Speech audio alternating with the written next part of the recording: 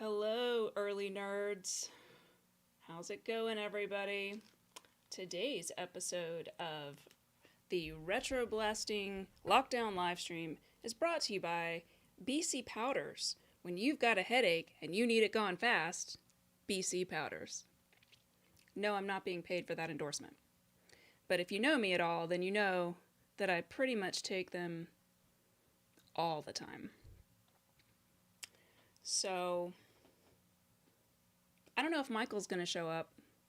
If he doesn't show up, then I'm going to talk about my favorite animals in film. Hi, Michael. Hey, everybody.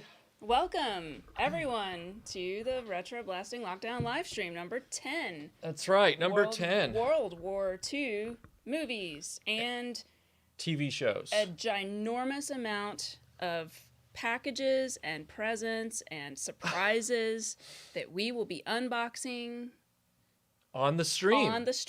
at some point in time. So if you want to see that, stay tuned. Yeah, so this is our, it's the 10th one.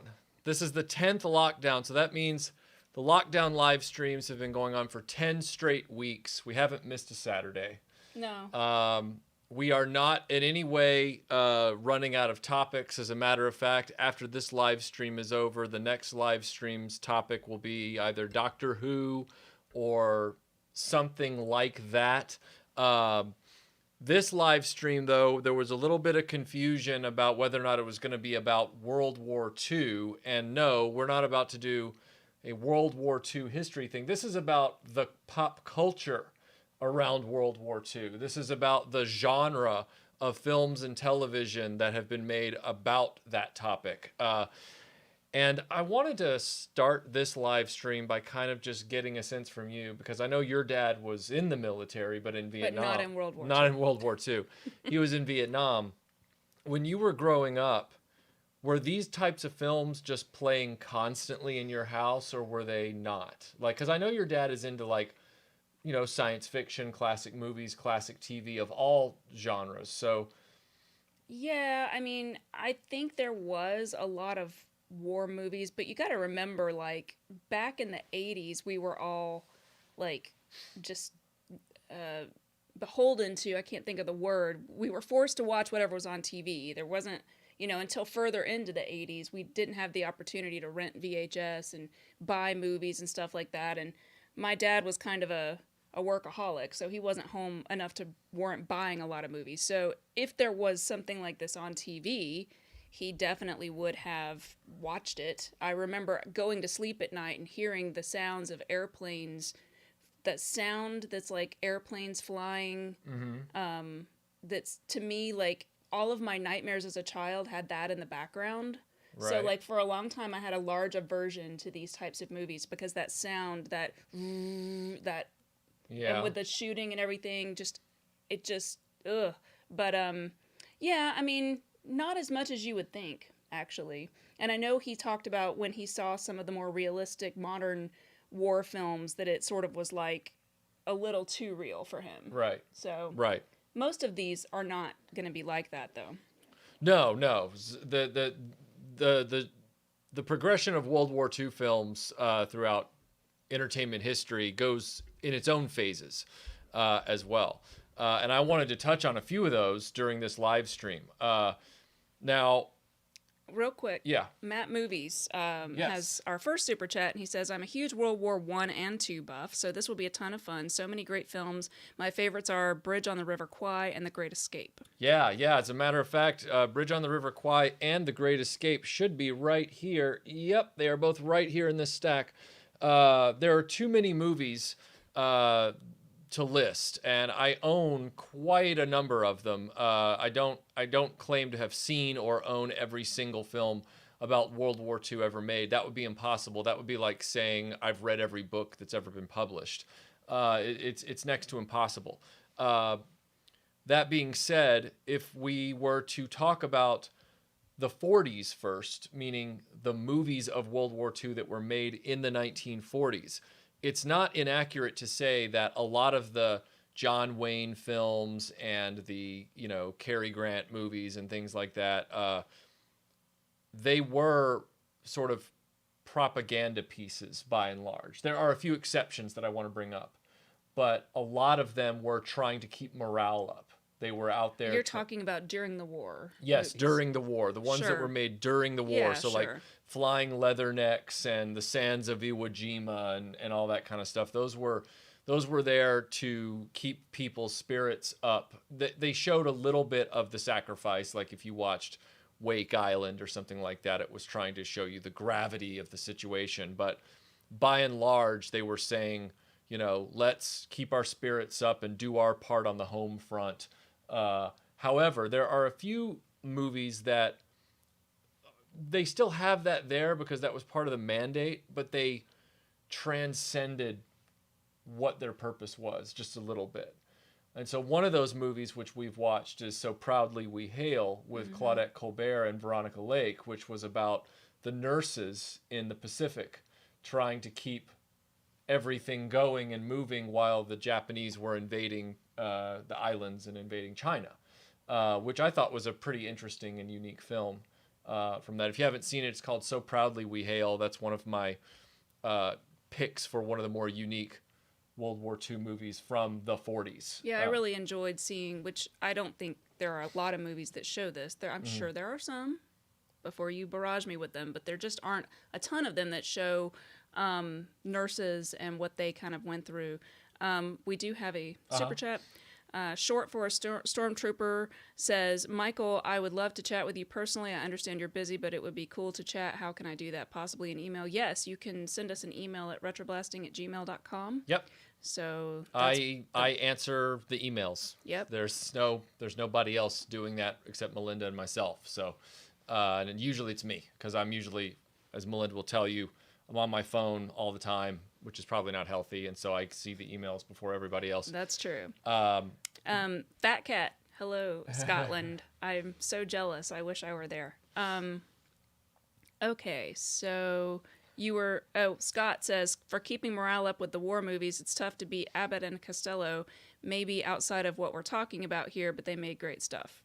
Yeah, there's actually a Rita Hayworth and Fred Astaire musical from the war called "You'll Never Be Rich" or "You'll Never Get Rich" or something like that, which is also, it's a fun film that's set obviously during the war because it was made during the war, but it has all those song and dance numbers that they kind of referenced a little bit in Captain America: The First Avenger when he's on the USO stage. It's kind of a fun piece like that if you want to check that out. And for those of you who need a frame of reference, Rita Hayworth is the woman who was on the poster in Shawshank Redemption in Tim Robbins' cell. Thank you for that, Michael. Yeah. Bradshaw Studio says, I have all the movies on the table. Nice. I have a lot more movies that I took a picture of and put on Facebook. But if we'd put them all on here for the live stream, you wouldn't have been able to see us. So now another film that I wanted to bring up from the war that I think really sets the bar apart is a film called Sahara, not to be confused with the Matthew McConaughey film called Sahara, also not to be confused with the Brooke Shields movie called Sahara. This is a Humphrey Bogart film, and it's set in North Africa in World War II, obviously.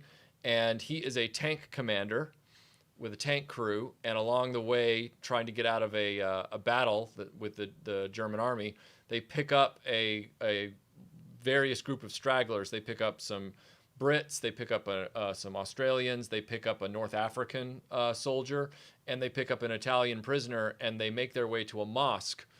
It's a ruined mosque in the desert that was supposed to have a well because they all need water.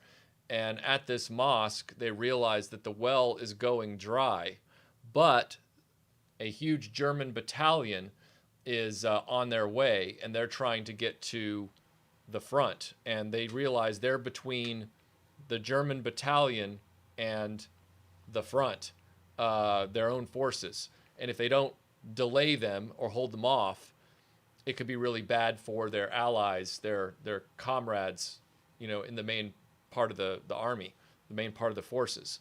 And so they decide to fake the idea that the well still has water so that this German battalion that needs water will stick around too long. It's really, really good movie.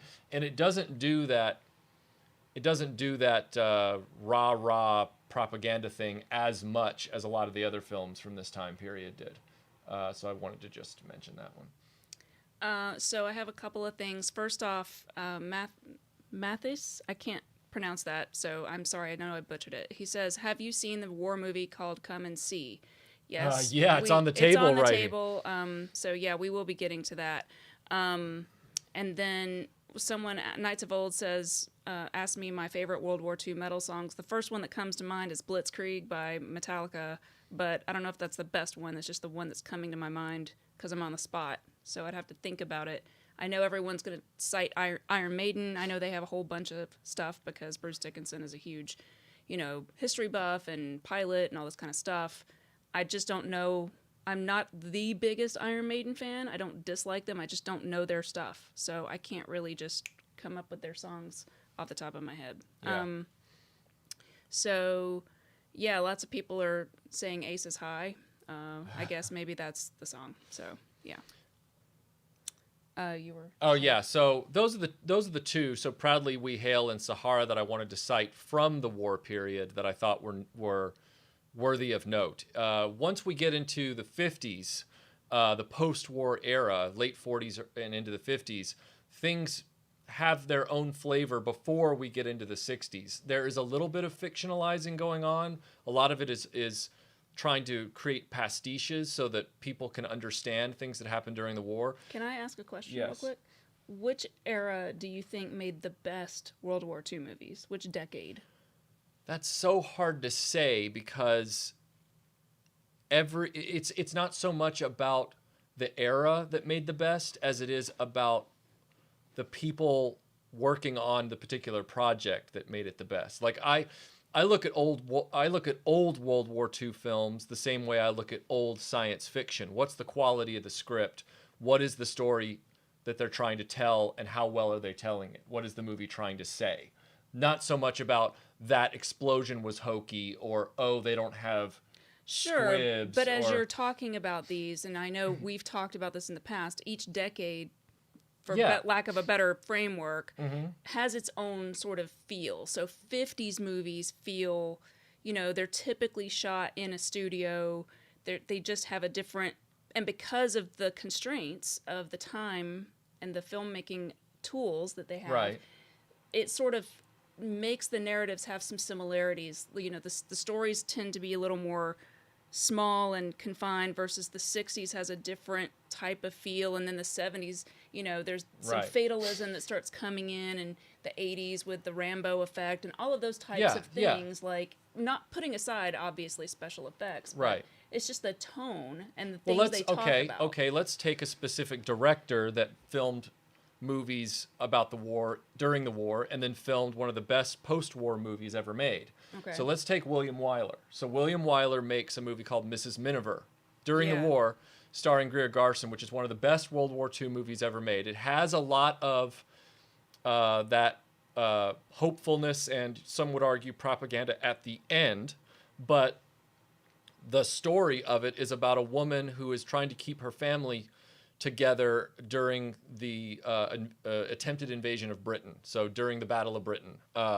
and the experiences that she has worrying about her husband taking his boat out to save soldiers at Dunkirk, and her son joining the RAF and all that kind of stuff. All right, now we get past the war, like 1946, 47, and the same director makes The Best Years of Our Lives, which is all about what people are experiencing, soldiers coming back home from the war. And this is set in the United States. I love that movie. Yeah. And one of the guys in the film is an actual war veteran who is missing his hands. He literally doesn't have hands. He just has hooks. And these three guys all met on the ferrying flight on a Flying Fortress home. They never knew each other during the war, but they all live in the same town. And so now they're all trying to help each other out, deal with civilian life. And all of them have very different experiences. One guy, he's got a great family, but he comes home to a place where his old job gives him his job back, but he's got a drinking problem now. And then another guy, he's got the hooks, and so he's got... So yeah, I mean, that particular director just has a really to me, interesting vantage point, things that he's focusing on, as opposed Right. to. Well, the 50s, the late 40s and early 50s was really starting to explore that. Obviously, there were still censorship issues with films in general, so they did it in a very sleight of hand kind of way at times. But the 50s were starting to explore, what did war do to people? Right. So like 12 O'Clock High with Gregory Peck, which was in the late 40s, one of my favorite World War II movies ever made. I could watch it anytime, anywhere. It's set during the war, but it's made after the war, and it's about all the guys in the flying fortresses and what they had to deal with in the early part of the war. And we have a story that we have to tell about that, but I have a whole bunch of super chats. Okay, so. sure. We're listening here says Laurence Olivier's Henry V is the war propaganda film that I think of. My father and all his schoolmates were given the day off to go and watch it. Interesting. Worldwide Cox says, curious about your opinions on Run Silent, Run Deep and its eventual multiple influences on Star Trek. It's an easy top 20 all-timer for me. Yeah, Run Silent, Run Deep is one of the classic, submarine films of set in World War II. Obviously, we've had more theatrical ones since then, like U-571, and of course, there's Das Boot. There are gaps in my literal knowledge of certain things. Like, I know more about airplanes than I know about nautical stuff. So I've watched Tora Tora Tora, and I've watched what's the one called? Attack on the Iron Coast, which I own. I've watched a number of films about the nautical, and some of them are even up here. There's Tora Tora Tora. But as far as me being able to watch those and go, oh, that's totally accurate to submarine life in World War II, I have to take critics at their word on that sometimes, and guys like yourself who might know more about the nautical stuff than I do. If it was an airplane thing, I could tell you right off, or if it was a ground combat thing, I'm closer to it. That's not to say I don't love those films, and they are represented here. So yeah, Run Silent, Run Deep is a classic. As far as commenting on its authenticity, I don't want to venture there for myself personally. Michael Schaefer says, favorite soundtrack and or theme song. Also, do you count Patton as a World War II movie? Oh, yeah. Patton was here on the table, and then I took a lot of I had to take some of the things off. Yeah. If he hadn't taken them off, then they would have been. Yeah, they would have been all up here. Yeah, Patton's absolutely a World War II film. It's set in World War II. It's all about his life, his career in the war. It doesn't really deal with him prior to, and certainly not after, because he got killed in a Jeep accident. Great film. Some people claim that it's what inspired Nixon to accelerate Vietnam, although that's anecdotal. I'm not really sure. But yeah, it's a very Other important... people claim there were other reasons that he... Yeah, but it's a very important film, and I own it, and I've watched it many times. Vinkman says the early Rathbone Bruce films turned Sherlock Holmes into World War II propaganda. Mm-hmm. Fans were not happy with this portrayal and complained until Universal course-corrected and made them truer to the Conan Doyle source material. Yep, that is true, and it was a problem. There were even actors that were traditionally, you wouldn't think of them as being in a war film, that ended up in war films. Like one of the most interesting ones during the war was Errol Flynn, who played Robin Hood. He was in Objective Burma, which was Someone just mentioned that earlier. Oh, yeah. And it's a very good film. I might have to go get something to drink. I think some Triscuit is coming back.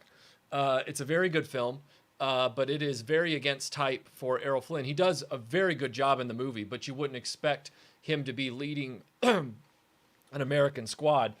Talk about 12 O'Clock High while I go grab something to drink.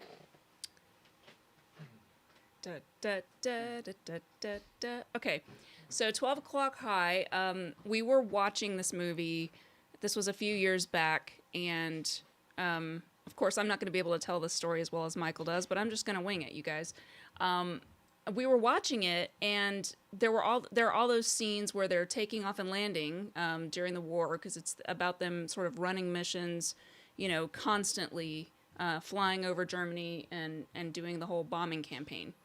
So the look of the surrounding like area there, I kept going, God, that looks familiar. That looks just like South Alabama, where I spent a lot of my childhood. And Michael was like, eh, and I was like, I'm telling you, it looks just like it. And he like, of course, whips out his phone, starts looking it up, and what did you find? Yes, it was filmed at Fort Rucker in Alabama, which is where your dad operated out of in your childhood. So that's pretty amazing that you can spot that from a movie that was already 70 years old almost and black and white. And I mean, pretty amazing. Mad skills right here. All right, Michael McLaughlin says, just popping a note here, Kelly's Heroes, an early 70s film with Clint Eastwood, Telly Savalas, one of my top World War II films. Have you seen it? I own it. I've seen it. I enjoy it for what it is. Isn't that the kind of, like, funny one? It's yes, like a comedy. I am concerned. I'm concerned for our generation when it comes to World War II movies. And Kelly's Heroes is one of the smoking guns of it. Not because it's a bad film, but because so many people say it's their favorite World War II film. And I have to ask the question, if your favorite World War II movie is about a group of guys who go AWOL to rob a bank, let's say that out loud together. My favorite World War II movie is about a group of soldiers that go AWOL to rob a bank. I'm not saying it's not entertaining. I'm not saying it wasn't well made. I'm asking you, why is it your favorite World War II movie? And I've heard 30 people say this since we announced it. Today. Yeah, like today. It's a good movie. It's a fun movie, but it is not representative of World War II. I think it's just about like what you want to, like what your. I get that. I get that. But like, let's take another film with Clint Eastwood from the '60s that is fictional, Where Eagles Dare, which happens to be on the same Blu-ray as Kelly's Heroes. Where Eagles Dare, at least while it's fiction, it is talking about a mission to help the war, right? Mm-hmm. Like we are on a mission to save a general, which actually turns out to be more than that. Don't want to give it away. But we're on a mission. How old is the movie? I know. It's 1968. We're on a mission to save a general, to stop the Germans from finding out about D-Day, and we're going to infiltrate this German fortress. So it's all based on the war. It's not, hey guys, I'm kind of sick of this war and I want to get rich. Hey, how about we just skip on over here for a little while and rob a bank? And it's like, I like the movie as an entertainment, but I'm not going to sit there and say it's my favorite. Like it's I don't know. So yeah, do you want to go ahead and deal with your other the other film that everyone always asks you about? Are they asking about it right now? Well, people have been throwing it around because guess what? It is the most probably well known by just most people. If you're not really into World War II, like Michael, for example, you've probably seen Saving Private Ryan, or at least, like, I've never seen it, but I've definitely heard of it, and I know the gist of the movie. So, I mean, probably more so than most of these other films, I would say the average American has heard of it, if for no other reason than Tom Hanks is in it. So, all right. Would you like to address it without insulting anyone who likes the movie? I'm not insulting any. Look. But just here's know, the deal. like... I am asking broad questions. So like, I'm not sitting here like after this discussion is over, the people whose favorite World War II film is Kelly's Heroes are still, their favorite World War II film can still be Kelly's Heroes. I am not the judge, jury, and executioner on who gets to say what their favorite thing is. I'm just simply asking broader questions about why is that, as far as men in our generation loving that film more than all these others. Okay, so to answer your question about Private Ryan, all right, I'm going to start by saying this. Steven Spielberg executive produced one of the best, if not the best, World War II entertainments ever made, and that was Band of Brothers. Absolutely. Band of Brothers. Love it. It's my favorite. It's one of the best World War II anything's ever made. Yes. But from where I'm standing, and have been since 1998, after I watched the film 4, maybe 5 times, owned it even for a little while, Saving Private Ryan, Steven Spielberg's other film, so he's executive produced one of the best, but in my opinion, he directed one of the worst, which was Saving Private Ryan. Because, okay, look, I'm not being contrarian. I've thought this since 1998, and it's not a popular opinion, and I really don't care, because I have educated myself on World War II entertainment my whole life, all right? Private Ryan trades on the illusion of authenticity to sell you a total fiction. Mm-hmm. And that is what a lot of these modern World War II films do. And they are all trash. They're not trash because they're modern. They're trash because of this sensibility that says, I'm going to create something fake, but I want it to feel real. And I'm not really going to tell everybody that it is fictional. So a bunch of Gomers are going to go to this movie and think what they're watching actually happened. And then they're going to come out acting like they've been educated. And they're going to talk to people like me and go, oh yeah, man, that actually happened.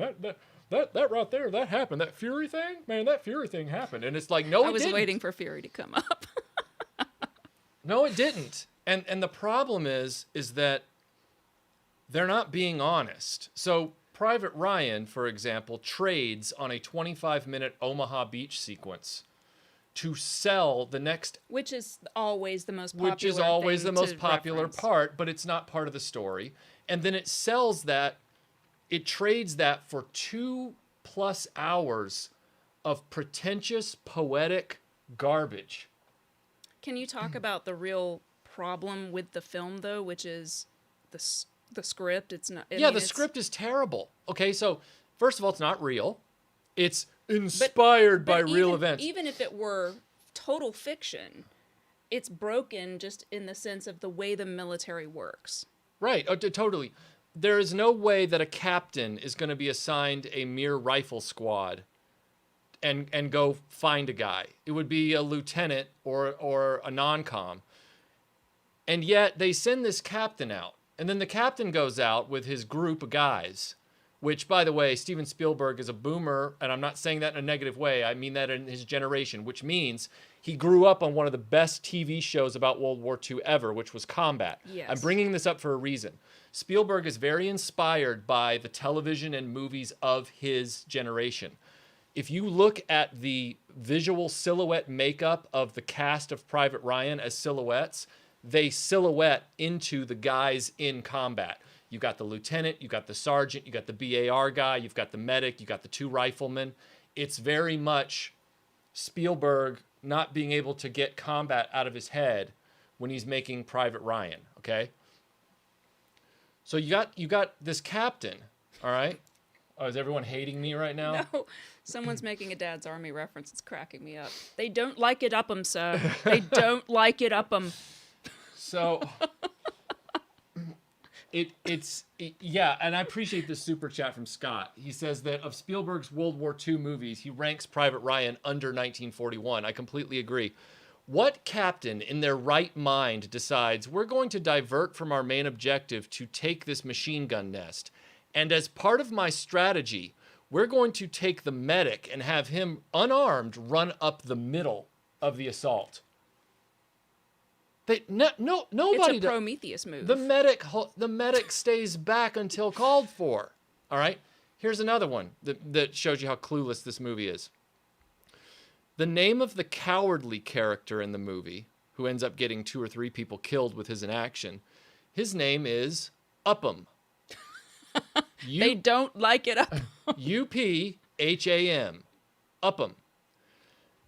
The dishonest, intellectually disingenuous thing about that is that there was a man in the New Zealand Army in World War II named Charles Upham, and he was a multiple Victoria Cross winner for bravery and courage. In fact, in the battle reports, they said we would give him even more Victoria Crosses, but it would be unseemly to do so. Wow. And he's the only guy to have done it. And well, I mean, he was an incredible warrior. And so they turn around and what do? The movie lacks so much self-awareness, and it is so fictionalized, and yet it trades on being this authentic thing, and it really irritates me. I don't think Private Ryan's any better than Pearl Harbor, honestly, from Michael Bay. I don't. He really doesn't. I've never seen Saving Private Ryan, but I had Michael do like an hour and a half long beat for beat retelling of it, and I think it was far more entertaining than seeing the movie, just because you're so animated and you have such a passion for this topic that it's just very interesting. If you're fictional World War II like Where Eagles Dare, I don't have a problem. Dirty Dozen, I don't have a problem. You're not in any way trying to say, like that stupid movie that came out recently, I don't remember the name of it. The one where it's like World War II guys find themselves in a bunker and suddenly like there's zombies everywhere. Someone just asked you about that. Yeah, and I'm like, I don't want to watch it because I think that's really going a bridge too far. No pun intended. No, it was intended. But guess what? At least it's not saying, hey, this really happened. You know, like Private Ryan hides behind that dodge, and it drives me nuts. Han Solo, thank you for the no text super chat. Let's see, I've got another one down here too, I thought. Wicked Person says Band of Brothers for the win. But tons of people are quoting Dad's Army, which, you know, is awesome. Doomed, we're all doomed, and Stupid Boy, and Mr. Mannering, Mr. Mannering. Dad's Army is genius. And it is. It's so amazing. It's such a great show. It's such a little treasure that we came across like a few years back. And like, I don't know, like I never even was familiar with the Home Guard and all of that. But even though it's a comedy show and stuff like that, it's just so enjoyable on so many levels. That, that's the real you want to get into more controversy, I'll just, you know what, we're already in the middle of it, so we might as well just keep going. I grew up watching Hogan's Heroes, but I also grew up watching Great Escape and Stalag 17, which are the two seminal movies about POW camps in Europe in World War II. And both of them, Great Escape is a true story where they pastiche the characters and the timeline to compress everything and make it digestible in 2.5 hours. Stalag 17 is a fiction set in a real prison camp, right?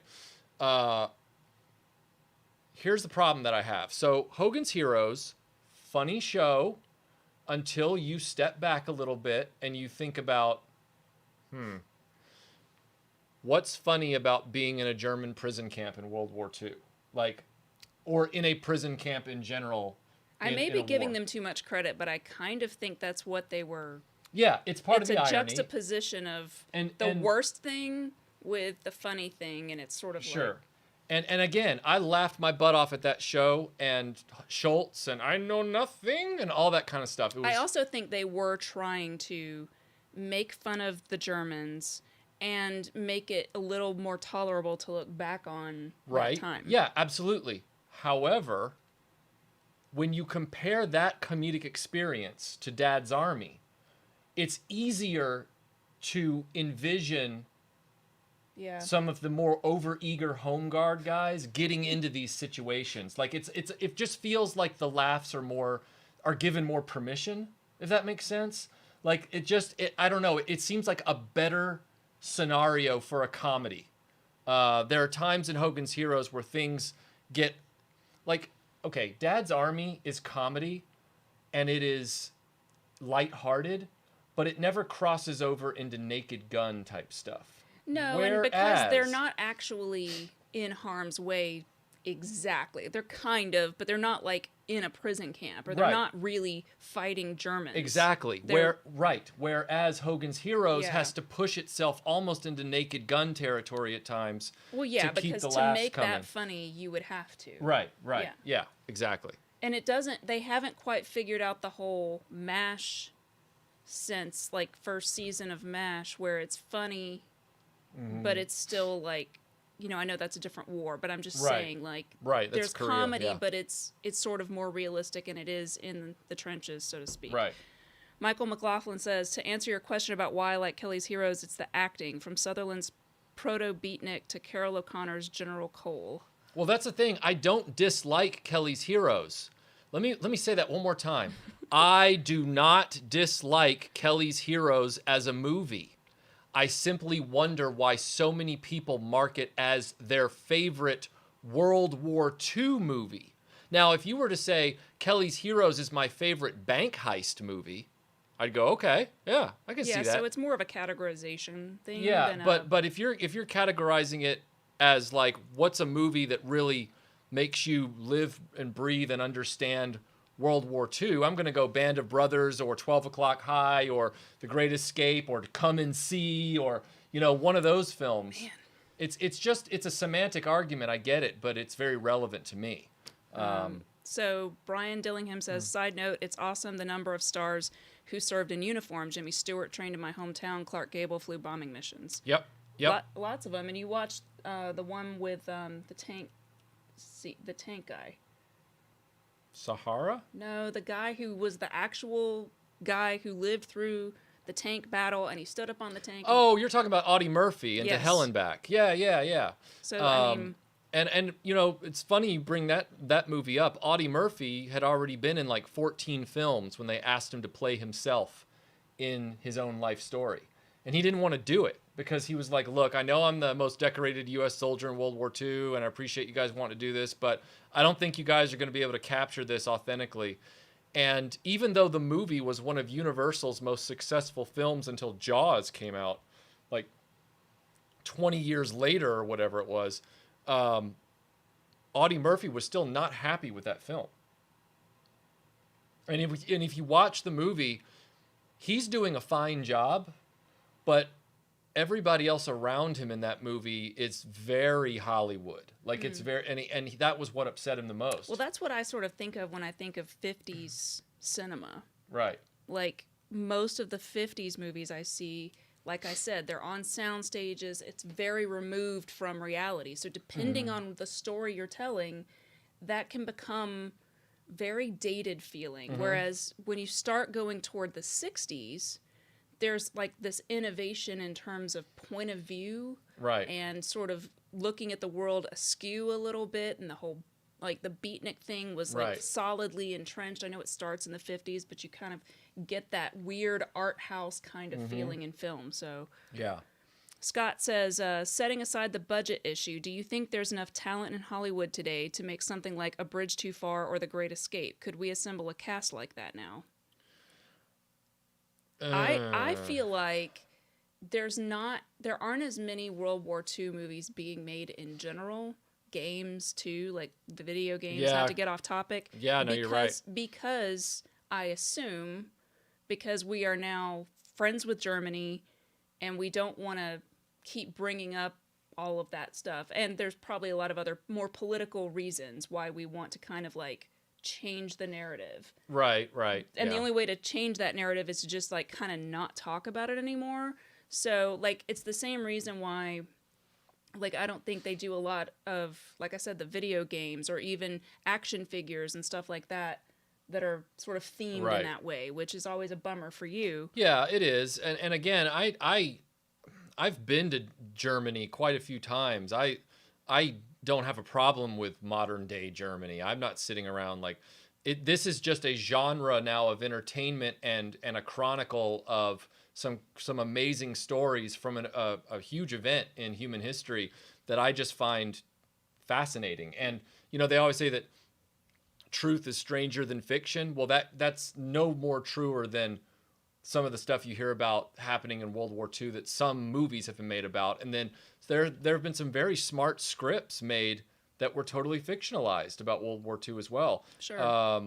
You know, I keep bringing up Where Eagles Dare. Bridge on the River Kwai is another one that is a fictionalized account of a sort of real Well, thing. what's the name of, and I don't know if you're still going to try to go through the decades, but there's the movie where, oh God, I'm so bad with names, you guys. Names of movies and names of actors. But it's the one where there's the Japanese guy and the American. Oh, yeah. John Borman. So I think we should talk about that movie at the same time that we talk about Come and See. Okay, so because real quick, Master Yeah. Son says if Kelly's Heroes is not a World War II movie, then Die Hard is not a Christmas movie. Kelly's Heroes is a bank robbery movie set in World War II, and Die Hard is a heist movie set I'm at not Christmas. saying it's not a World War II movie in its setting. You can't take that away from it. But I would say Die Hard is not a Christmas movie. So what I'm saying is, if you're calling it your favorite World War II movie, and it's literally about guys trying to get away from the war for 2 weeks to go rob a bank, I don't really rate that very highly in terms of, that movie's never going to stand up next to 12 O'Clock High or The Great Escape or Tora Tora Tora or anything like that, or The Dam Busters. It's just not. It's, and then you have to rate it against fictionalized World War II films that are total fabrication. And even then, for me, that movie is going to start falling toward the bottom when you take into account movies like Sahara and Where Eagles Dare and The Dirty Dozen and things like that. Kelly's Heroes, to me, just keeps getting put further down the list. I don't hate it, but I just define it differently. I do not want this to be a Kelly's Heroes live stream, and yet that is what's happening. Well, you knew that's what was going to happen. So damn you, Don Rickles. Real quickly, I think it's important now that we've got, a good number of folks in the chat room to say that today is Aaron Harper and Tim Witten's birthdays. Both of them have a birthday today, so if you want to give them a shout out and say happy birthday, I'm going to say happy birthday to both of them. We wish you were here, and we miss you, and thank you. We do miss you, and we miss Tim as well. We miss everybody from the crew. It's nice that Tim Ward can still be in the chat doing stuff. Yeah. Yeah, and also it's our friend Kyle's birthday. So apparently 9 months ago was a very romantic time back, 40 plus years ago. Wow, that's one way to put it. Okay, so let's see. Octave Fuzz says, I'm sick of movies where the goal is to save Matt Damon. Agreed. That has gotten really tiresome. Let's see. What are your thoughts on the 1987 movie Escape from Sobibor? Oh, yeah, with Rutger Hauer.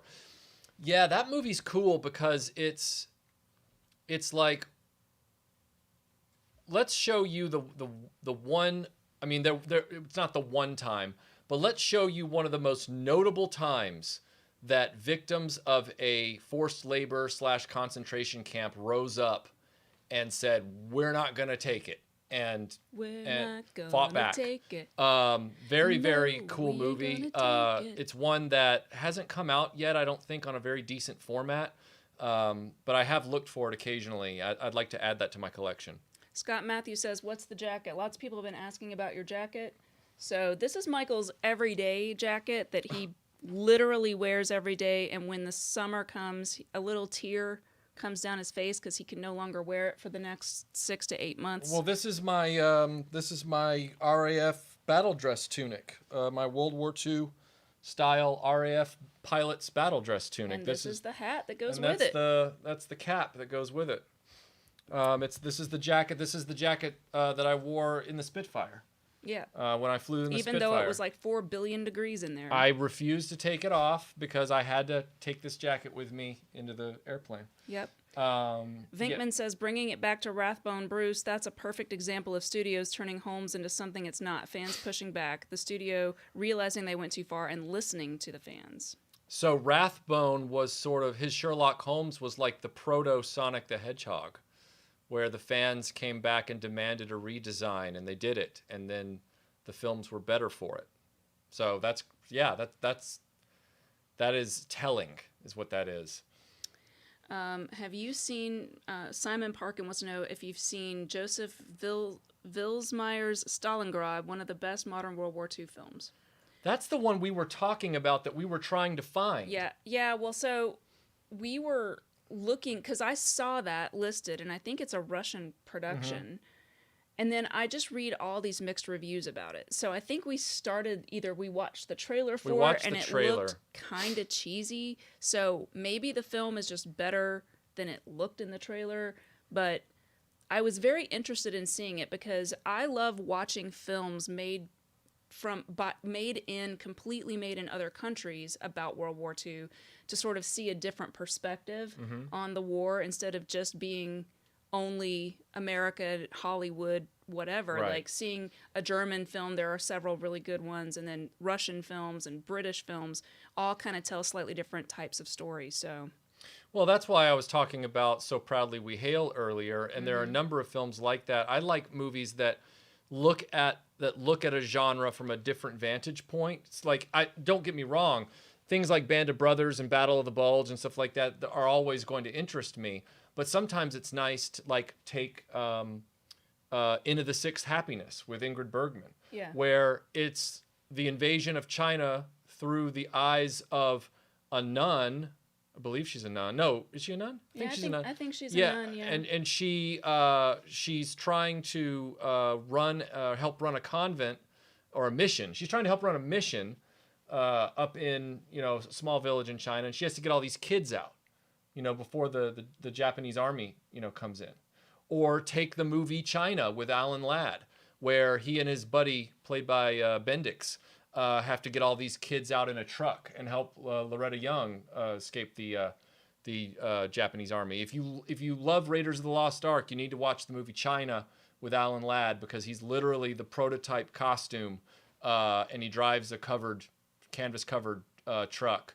A lot of Raiders of the Lost Ark influences in that film. Biker Scout says there are two films called Stalingrad. The most recent is Russian. The better one is the German one made in the 90s. When I looked this up the other day, and I literally just looked this up about 4 weeks ago, I saw that and I was like, I really want to hear the Russian side of Stalingrad more than the German However, side. the most recent one they've made looks like It does. Pearl Harbor. I know, and that's why I was like bummed out, because I'm like, the Russians need to make a movie about Stalingrad, because that is such an intense story. It's like the Dunkirk of their side of things. Right. I mean, although Come and See is quite hard, I think it's Come and See that makes me want to see how Russians would portray an authentic Stalingrad. Yeah. That would be amazing. So if there's anyone out there listening, please make that movie. Like, I want to see that movie. Well, getting into that introspective thing, we can talk about Hell in the Pacific if you haven't heard of it. Hell in the Pacific was directed by John Boorman, and it starred Lee Marvin, who you know from The Dirty Dozen, and it also starred Toshiro Mifune, who was in all of Akira Kurosawa's films, Yojimbo and Hidden Fortress and all those.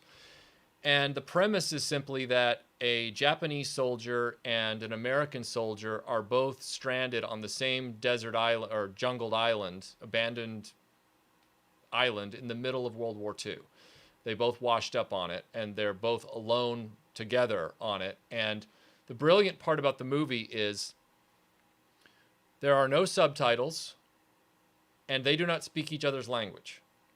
And the director gave Toshiro Mifune's half of the story to a Japanese screenwriter, and he gave Lee Marvin's half of the story to a British and or American screenwriter, an English-speaking screenwriter, and he wouldn't let the two screenwriters communicate to one another. Did he give them a general, guideline? He gave them a guideline of the general things that are going to happen beat for beat in the story, but he didn't give them dialogue requirements aside from, we have to, line this up. So I adore this idea. It's just the coolest concept for a film. Yeah, and you got to get the Blu-ray of it so that you can watch it with the director's original intended ending, because the studio meddled with the ending at the very last second and mucked it up, so you can watch both versions. But the whole idea was that Japanese audiences... Yes, it's like Enemy Mine. Yeah, Japanese audiences and American audiences... Enemy Mine is heavily influenced by this movie. Japanese audiences would get one experience, or Japanese-speaking audiences would, and American audiences would get another completely different experience, or English-speaking audiences, would get another experience. And you see these two guys have to communicate without being able to communicate, and then have to survive together to get off this island. And it's extremely good. And it's way better than Survivor. Yeah. And then, so Paul Lacko says, I was wondering if you have seen a movie The Man Who Never Was with Clifton Webb. It's based on a true story where they sent a dead breath, into the hands of Germans with false information. I'm not sure what that means, but have you seen the movie The Man Who Never Was? I've seen the movie The Man Who Never Was years and years ago. I need to rewatch it. But yes, I am aware of that film. Yeah. And then let's see, Jedi Life or Jedi Fife? Yeah, that's Brad. Okay, says, not sure if you covered this, but I was curious if Star Wars stands out to you because of the influence of the World War II movies like Dam Busters. It kind of, it's this symbiotic relationship for me, like, because I was into Star Wars first when I was 4 or 5 years old, 4 and 5 years old. And then as I got to be about 8, 9, 10, my dad started showing me The Great Escape and things like that. Well, then I started to realize as a teenager, I had the benefit of living in the UK and visiting all these World War II sites. And I started seeing, the similarities between the fighter pilots in the war and Star Wars and all that kind of stuff. And everything started to come together. And I realized all of those interests for me are intertwined. It's just Star Wars in a vacuum would interest me. World War II in a vacuum would interest me. Which you will be talking about very briefly in the video that's coming out later today. Yes, there will be this afternoon after the live stream is over. The big feature on Bespin Luke Skywalker will be dropping on the YouTube channel. So watch for that a few hours after this is over. And it goes into some of those things just by the nature of the topic. What that should have said in that previous super chat was where they sent a dead body into the hands of the Germans with false information. Oh yeah. Okay, and then Michael McLaughlin says, I kicked a hornet's nest. For the record, my #1 World War II film, The Longest Day. Favorite scenes from that film, mine, we start the war from right here. Yeah, which allegedly was Teddy Roosevelt Jr.'s quote, I believe. I believe that's right. On Utah Beach, when they realized that they weren't in the right place. The Longest Day and Tora Tora Tora are really fascinating movies because of their scope and the fact that if you've never read a history book and you need to learn about D-Day in 2 or 2.5 hours, watch The Longest Day. If you need to learn about Pearl Harbor in 2.5 hours, watch Tora Tora Tora. If you need to learn about the Battle of Britain in 2.5 hours, watch Battle of Britain. There were these tentpole movies that came out around Longest Day was early 60s, but they kept hitting where they said, we're going to tell the whole story cinematically as if you were looking at it on a map. Times, dates, all that kind of stuff, locations. They're expertly done in that regard. Battle of the Bulge, not quite as well. Bridge Too Far definitely does a good job of that for Operation Market Garden. King Eric the Great says, thoughts on Fury, the best part was the real tiger. I didn't even know there was a real tiger, but I already don't like the film, so if they used a real tiger, that makes me really... It's a tank. Okay. Well, that's better, but still. Sounds, from the way you retold me the movie... I thought, I don't like David Ayer. I went and saw the film in the theater, so I gave it its just due because it was World War II. I thought that Fury was a repugnant film.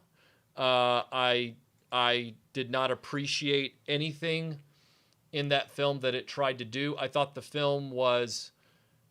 its only successful thing, and I say this with great sarcasm, was it found a way to make a World War II movie about the Allied forces nihilistic. And I think that David Ayer, frankly, created a cinematic abomination with that film. I'm never going to watch it again. I'm a military brat, but my dad's a helicopter pilot, not a tank driver. So I don't care. Right. So let's see. Damon says, your opinion of Go for Broke, the 1951 film about the 442nd Regimental Combat Team comprised of Japanese Americans. The 442 is still the most decorated in U.S. military history, yet only one film. Yeah, it's a shame. We've had two notable films so far about the Tuskegee Airmen as a comparison. We've arguably which one of those is. I mean, I think Tuskegee Airmen with Lawrence Fishburne was better than the Lucas one. Lucas one was well intended, but just not well executed. We have Code Talkers with Nick Cage. Again, how'd that do? Was it successful? I don't really know how to gauge that. Yeah, these things should be re-explored. But like Melinda said, you know, as we get farther and farther out from this event, the sensitivities toward it in the world stage, you know, make it harder and harder to justify making more and more movies about this event. So do they need to be recognized more? Yeah. Maybe there's a mini series in there, like a Band of Brothers that they could do. I think that might be a way to do that. I don't feel like there's been a really great movie about code talkers that actually stars real Native people. That would be a really Nick Cage was supposed to be like their escort or whatever. He wasn't supposed to be their. Oh, so it's. I'm not justifying so it. So it's okay? you know, Last of the Mohicans. What's that horrible Kevin Costner Indian movie? Dances with Wolves. Dances with Wolves moment. Thank you, phone watch thing. So Scott says A Bridge Too Far is probably my favorite of the genre. The contrast between the uniformed bureaucrats making flawed plans and the soldiers that had to carry them out is heartbreaking. Yeah, I've been a fan of A Bridge Too Far since I was in college, and I've owned it on multiple formats. As I've read more and more about Operation Market Garden, the only criticisms I have about A Bridge Too Far are things that it didn't have time to tell. And I know that it couldn't say everything about the event, but you know, when I learned about the events of Oosterbeek and Major Robert Kane, I felt like that was a huge missed opportunity that should have been in Bridge Too Far. Much like Battle of Britain, the movie, I feel like A Bridge Too Far, same with The Longest Day. Those films are expertly made, and I don't know if we'll ever be able to make them again, sadly. But I would like to see new attempts at them with the technology that we have today and that kind of thing, just to add to my library, not to replace. So I do want to get back to Come and See, but we've got several other people asking things about. I've seen mention of, is Schindler's List a World War II movie? Well, yes. Yeah, I don't know if that's... Yes, but we didn't put that in this discussion because that film is an entirely different animal, and we're focused more on the films that depict, you know, the liberation of Europe and Asia. I would say that it is 100%. It is a World War II film. It's just from a different angle. But I mean, look how it's such a minefield to talk about that movie as far as, you know, bringing down the house, so to speak. You know, like. Well, I'm not saying it's an upper. No. But it's definitely, like, why would it not be a World War II movie though? I didn't say it wasn't. No. I'm just saying, to the person who kept asking the question 400 times, I just think, yeah, it's definitely a World War II movie. Well, yeah, it's a World War II movie. It's just a different type of World War II movie. I don't see. That's the thing. I didn't want to bring that movie into this discussion because you can't be in your right mind if you're sitting there going, Schindler's List is my favorite World War II film. Oh my God, I could watch it 100 times. Like, there's, you know what I'm saying? Like, just saying that out loud, there's something wrong with you. And yeah, these are like combat films, which someone's pointing out. But that doesn't mean that there aren't other parts of World War II. Like, Dad's Army doesn't depict combat, right, but it's a World War II show. So I think there are a lot of things that happen during World War II because it encompassed essentially the entire world. So that means there are a ton of stories, the actual boots on the ground, pun intended, parts of that war and is depicted in movies, and I think those are the types of movies and shows we're talking about for the most part. But yes, I have seen The Pianist, and I don't really remember it, but I think it was pretty good. Isn't it? It has the guy with the dark hair that I can't remember his name. Adrian Brody. Yeah, that guy. He was in a Tori Amos video. That's really all I know about him. Before we get into Come and See, I just wanted to mention... And we've got to talk about Thin Red Line because 400 people have mentioned it. Well, if we're going to talk about Thin Red Line, then that means I get to talk about Big Red One because Well, you got to talk about Big Red One because I think that one's better. yeah, the Thin Red Line is set in the Pacific and it's a Malick film, which I look.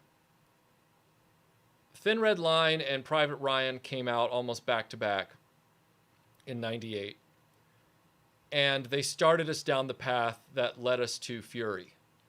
So So I'm you're blaming them. I'm not blaming them. I'm saying it was the beginning of a new and unfortunate way of making or even way of looking at World War II cinematically. And it's not something that I revel in, especially when something like Band of Brothers comes out in the midst of all that and it's so spot on and it's not tone deaf and it knows how to tell this story. I find those other films to just be like unwanted tone poems. Like they're just terrible. But Has anyone, speaking of like hard to watch type stuff, like how many people out there have seen Schindler's List more than once, aside from me? Because I have. But I would just be curious because it's. Oh, you have? I've seen it twice. I've seen it twice as well.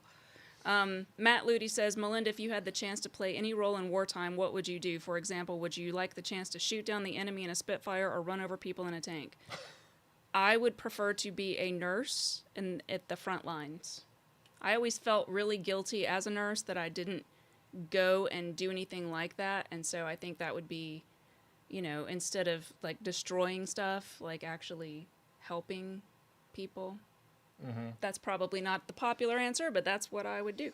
All right, so real quick, I want to just mention, if you haven't seen the television show Colditz from the 1970s, it was very authentically done, 2-season British TV show about the Colditz Castle prison in World War II. You need to watch it. It's a very compelling series.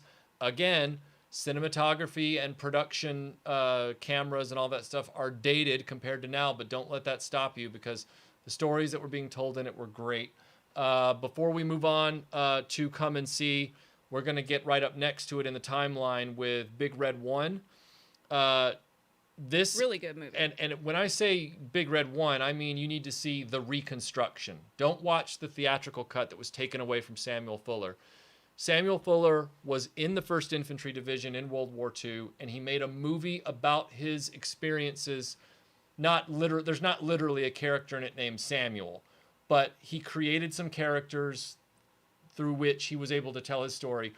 Lee Marvin is the commanding officer. Mark Hamill is in it, fresh off of Star Wars, and Carradine from Revenge of the Nerds is in it, and he's really good in it. There's a lot of great performances in it. And if you see the reconstruction, what you are seeing, and the reconstruction was only cobbled together like 10 or 15 years ago. Like they finally found it all and put it back together. You're seeing a movie that is infinitely superior to anything Saving Private Ryan attempted. Infinitely superior. And it really shows from an actual World War II veteran's perspective who wrote and directed it, what being in Europe in World War II, from North Africa to Italy to the beaches of Normandy was like, all the way into liberating Germany. It's a fascinating movie, and you should really watch it. And that really does dovetail nicely into Come and See, which is another very authentic experience from the perspective of, wasn't the filmmaker a veteran? Wasn't he? I can't recall anymore, but so really quickly, I feel like somebody needs to do an animation of Mark Hamill as a camel, like maybe like the Joe Cool camel, but like it's Mark Hamill because his last name sounds like camel whenever you say it. Anyway, that was a little segue. So yeah, I think I'm going to go ahead and take credit for us seeing Come and See because I started delving into like films from other countries, particularly ones like not just England and that were involved heavily in the war, which, specifically Russia sort of has an interesting role in World War II. And So I started looking up, and everyone I saw, like, I read all these, like, the best Russian films made by Russians, like, about World War II, and that movie was on the list, and it was like, it's so dark, it's really disturbing, it's very upsetting, da da da, which it is, and I don't think I could watch it again because there's a lot of animal stuff in it that was very upsetting to me, but I'm still glad that I saw it because it is just the most gut-wrenching, intense experience of any of these on the table. To me, it is. I would say it's as disturbing and upsetting as Schindler's List to watch. Like, it's just in a different way. It moves you on a visceral level. Like, they do so many things in the filmmaking. Well, tell them what it's about. So this boy, it's a little boy who's from Belarus, and the Soviet or the Germans are coming in, and it's the SS, and they are like basically slaughtering whole villages of people and doing horrible things, of course, in Belarus, if you don't know. And so this little boy who's like, what, 10, 12, something Yeah. like that, he wants to join the army because he's got this romantic notion of being in the army or whatever. And it follows his process from that to actually being in real combat and having to, like, be engaged with the enemy and all this kind of stuff. And by the end of the film, he has this look of like someone who's like 85 years old, and the kid's hair, I think, actually turned white during filming. It was just, it's very intense. Like, there's a scene where there's a bomb that goes off nearby, and it makes him temporarily have that tinnitus in his ears, so he can't hear. And so, like, that's all you hear. You see people talking to him, but you can't hear them. You just hear that high-pitched whine that you hear. So it really puts you in the feeling of like you are this kid and you go with him on this journey, and it is just appalling, the things that happen. So, yeah, it's intense, but if you get the option, if you like that kind of thing, I'd highly recommend it. Now, another film that I did want to bring up that came out a few years after this, it's from the director of Hell in the Pacific, John Boorman, but it's a very different kind of story. If you haven't, and it's also about a kid, which is a nice follow-up to come and see.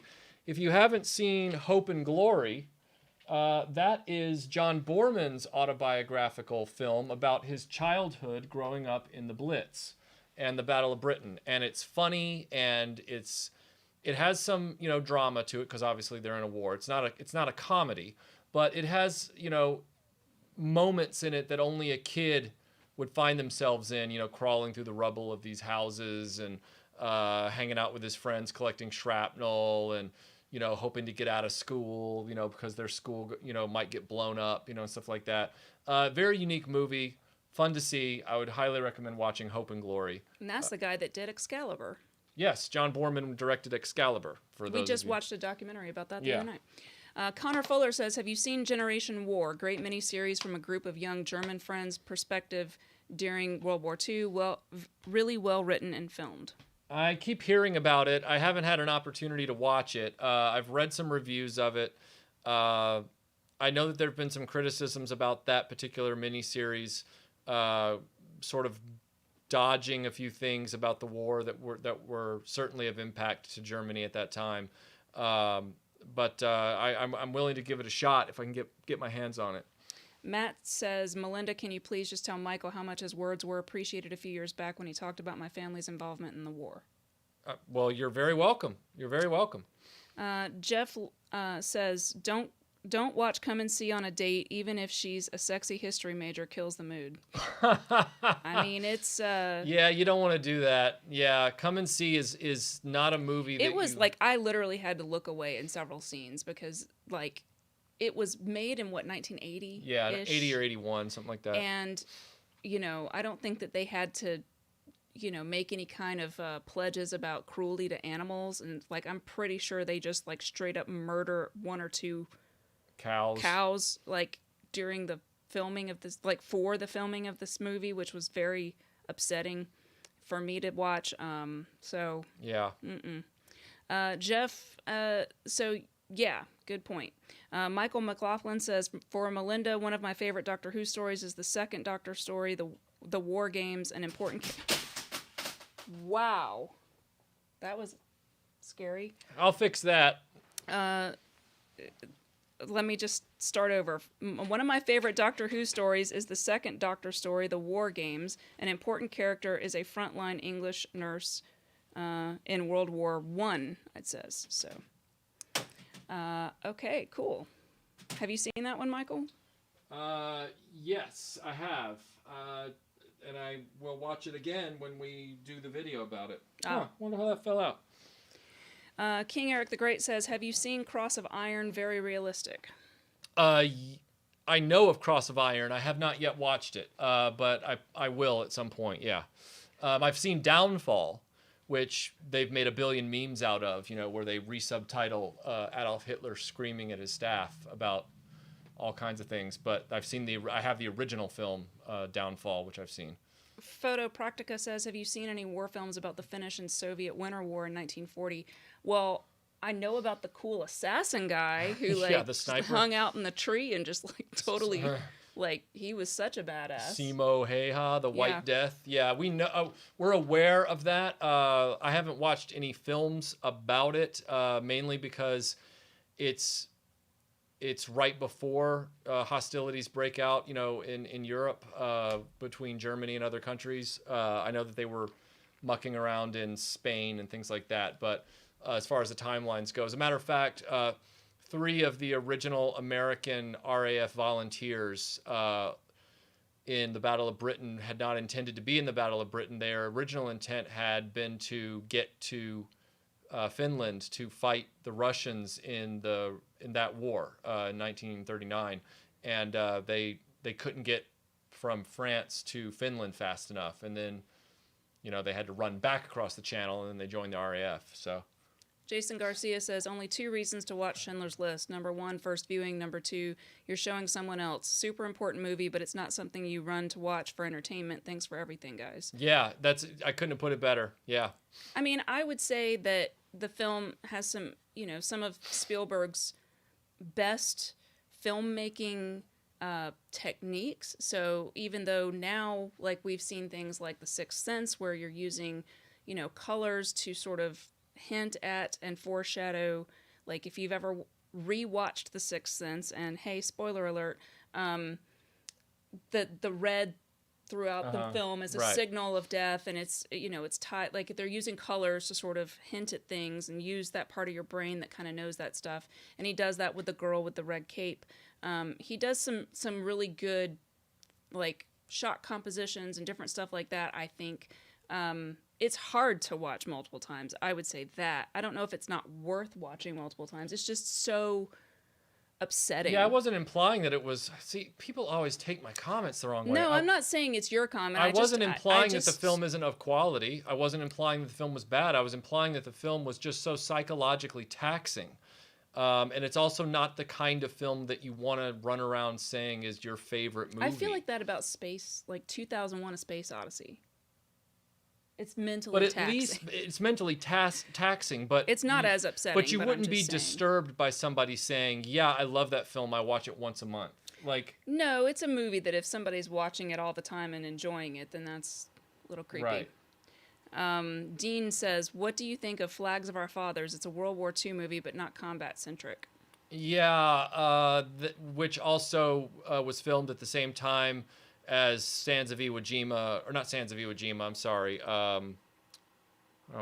Letters from Iwo Jima, I believe it was called.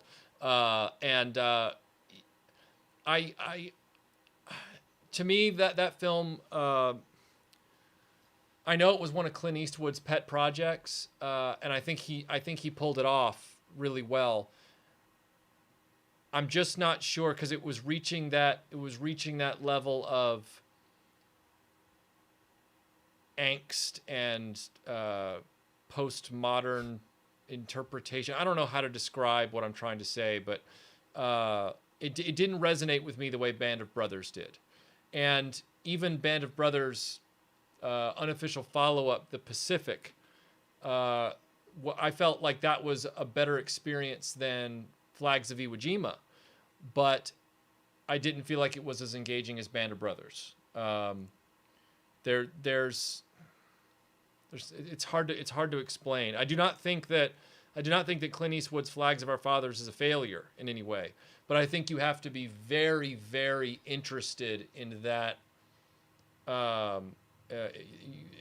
You have to, as far as Flags of Our Fathers, you have to be very, very interested in that situation, in that particular moment in World War II history, to get a lot out of it. Michael Schaefer says, do you have a favorite song or soundtrack? Yeah, my favorite song is Step Back in Time by Kylie Minogue. I think he means to do with this. This? I assume, unless you're not. Well, I saying mean, that. I guess if you were to ask me my favorite World War II movie score, it would probably be a tie between The Great Escape and Where Eagles Dare.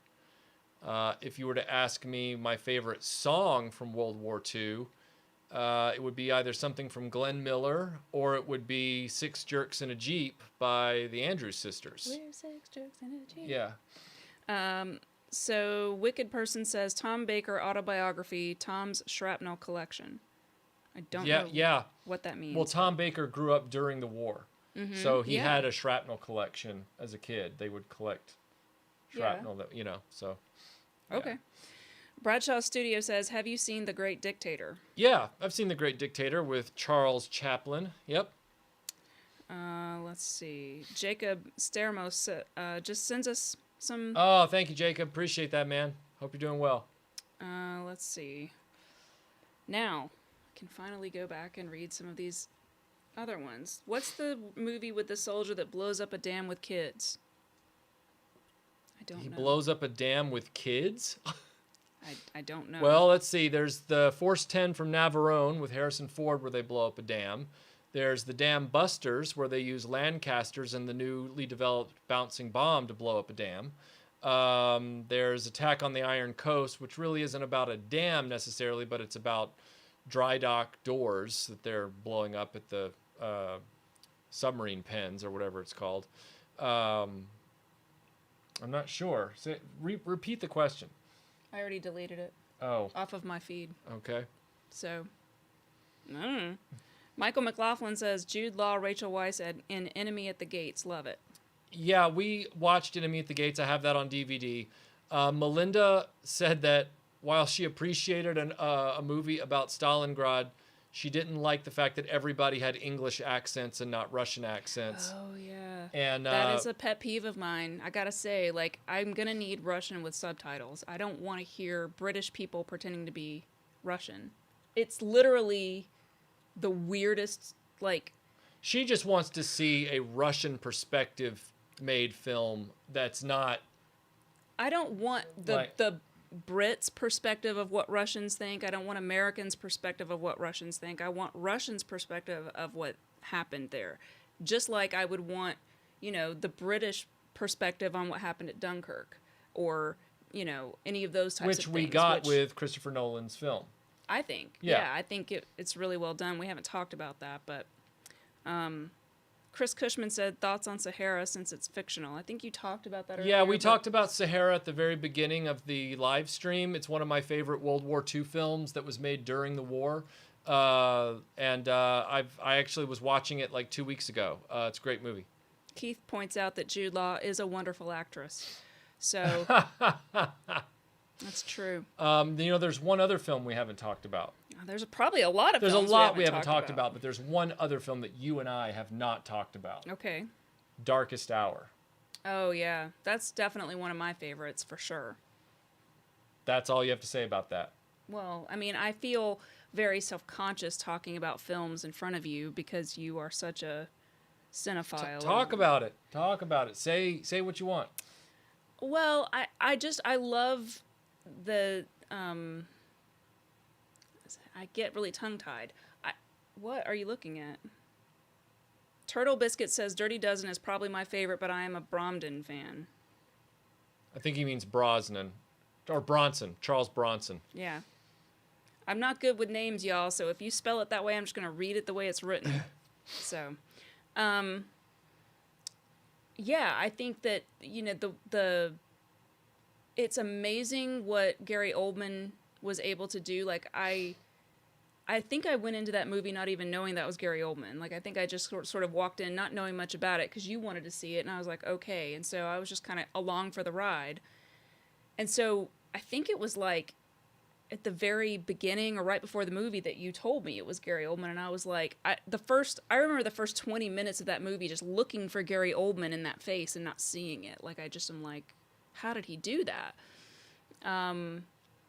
But that all kind of melts away, and like that's what's so impressive, and it always reminds me of that phrase, which is, you know, there are some actors who are movie stars, and then there are other actors who are actors.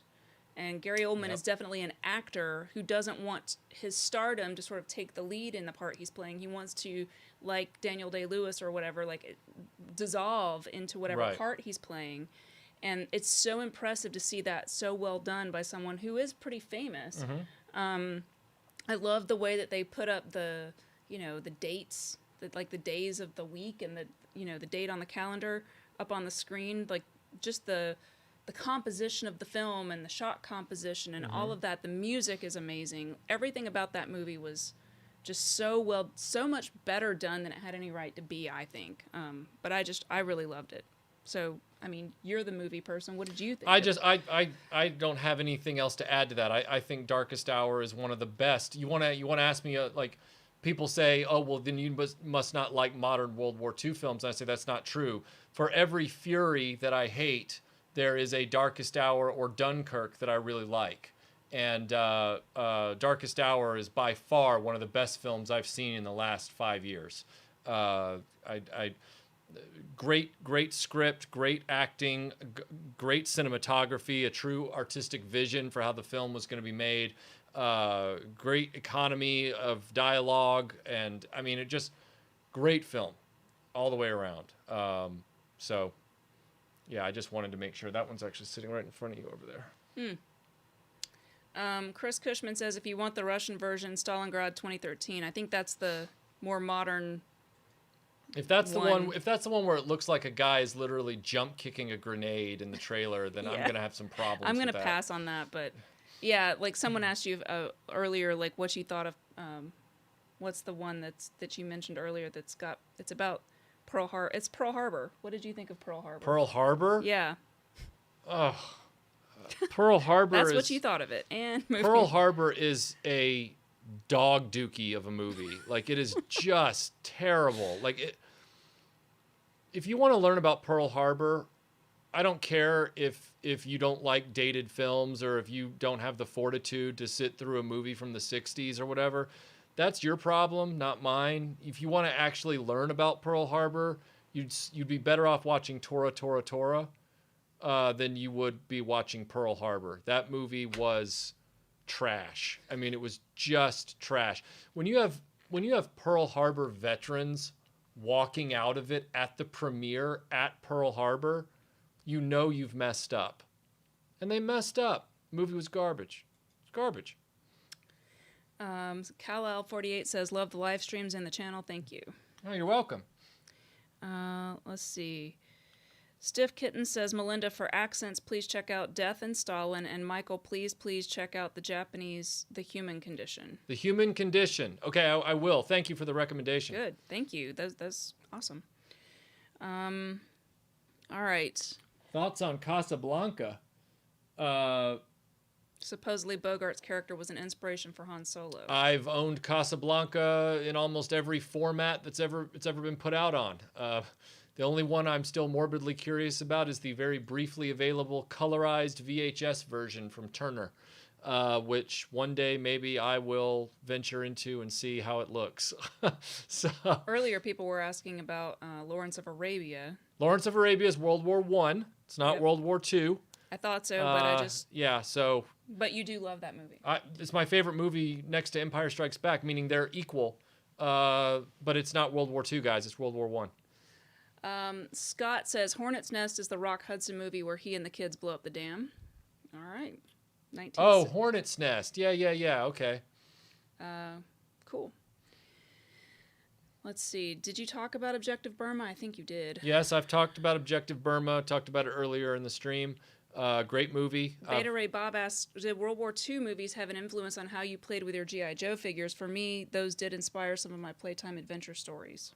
Oh, interesting. They really didn't. I don't recall them having that effect on my GI Joe adventures. Most of that was derived from just the landscape of my house and backyard, and then also a few scenarios I picked up on in the comics. Several people have mentioned a film called Grave of the Fireflies. Have you seen that? That sounds familiar, but I haven't seen it. Let's see. You just talked about Pearl Harbor. What do you think of the movie Notorious with Cary Grant? Oh, yeah, I have that on Blu-ray. It's funny. I tried to think of all the different films that touched on all the aspects of World War II, like Operation Amsterdam and 13 Rue Madeleine, and I had those all with me.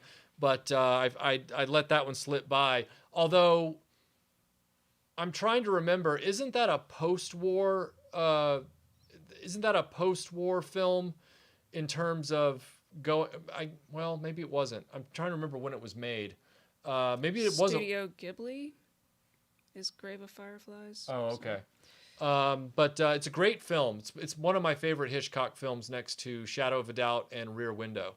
And I've always owned it. I can't wait to get the Criterion Collection disc for it. I'm gonna read you a super chat, but then you need to talk about Memphis Belle because of your knowledge of the actual Memphis Belle. Okay.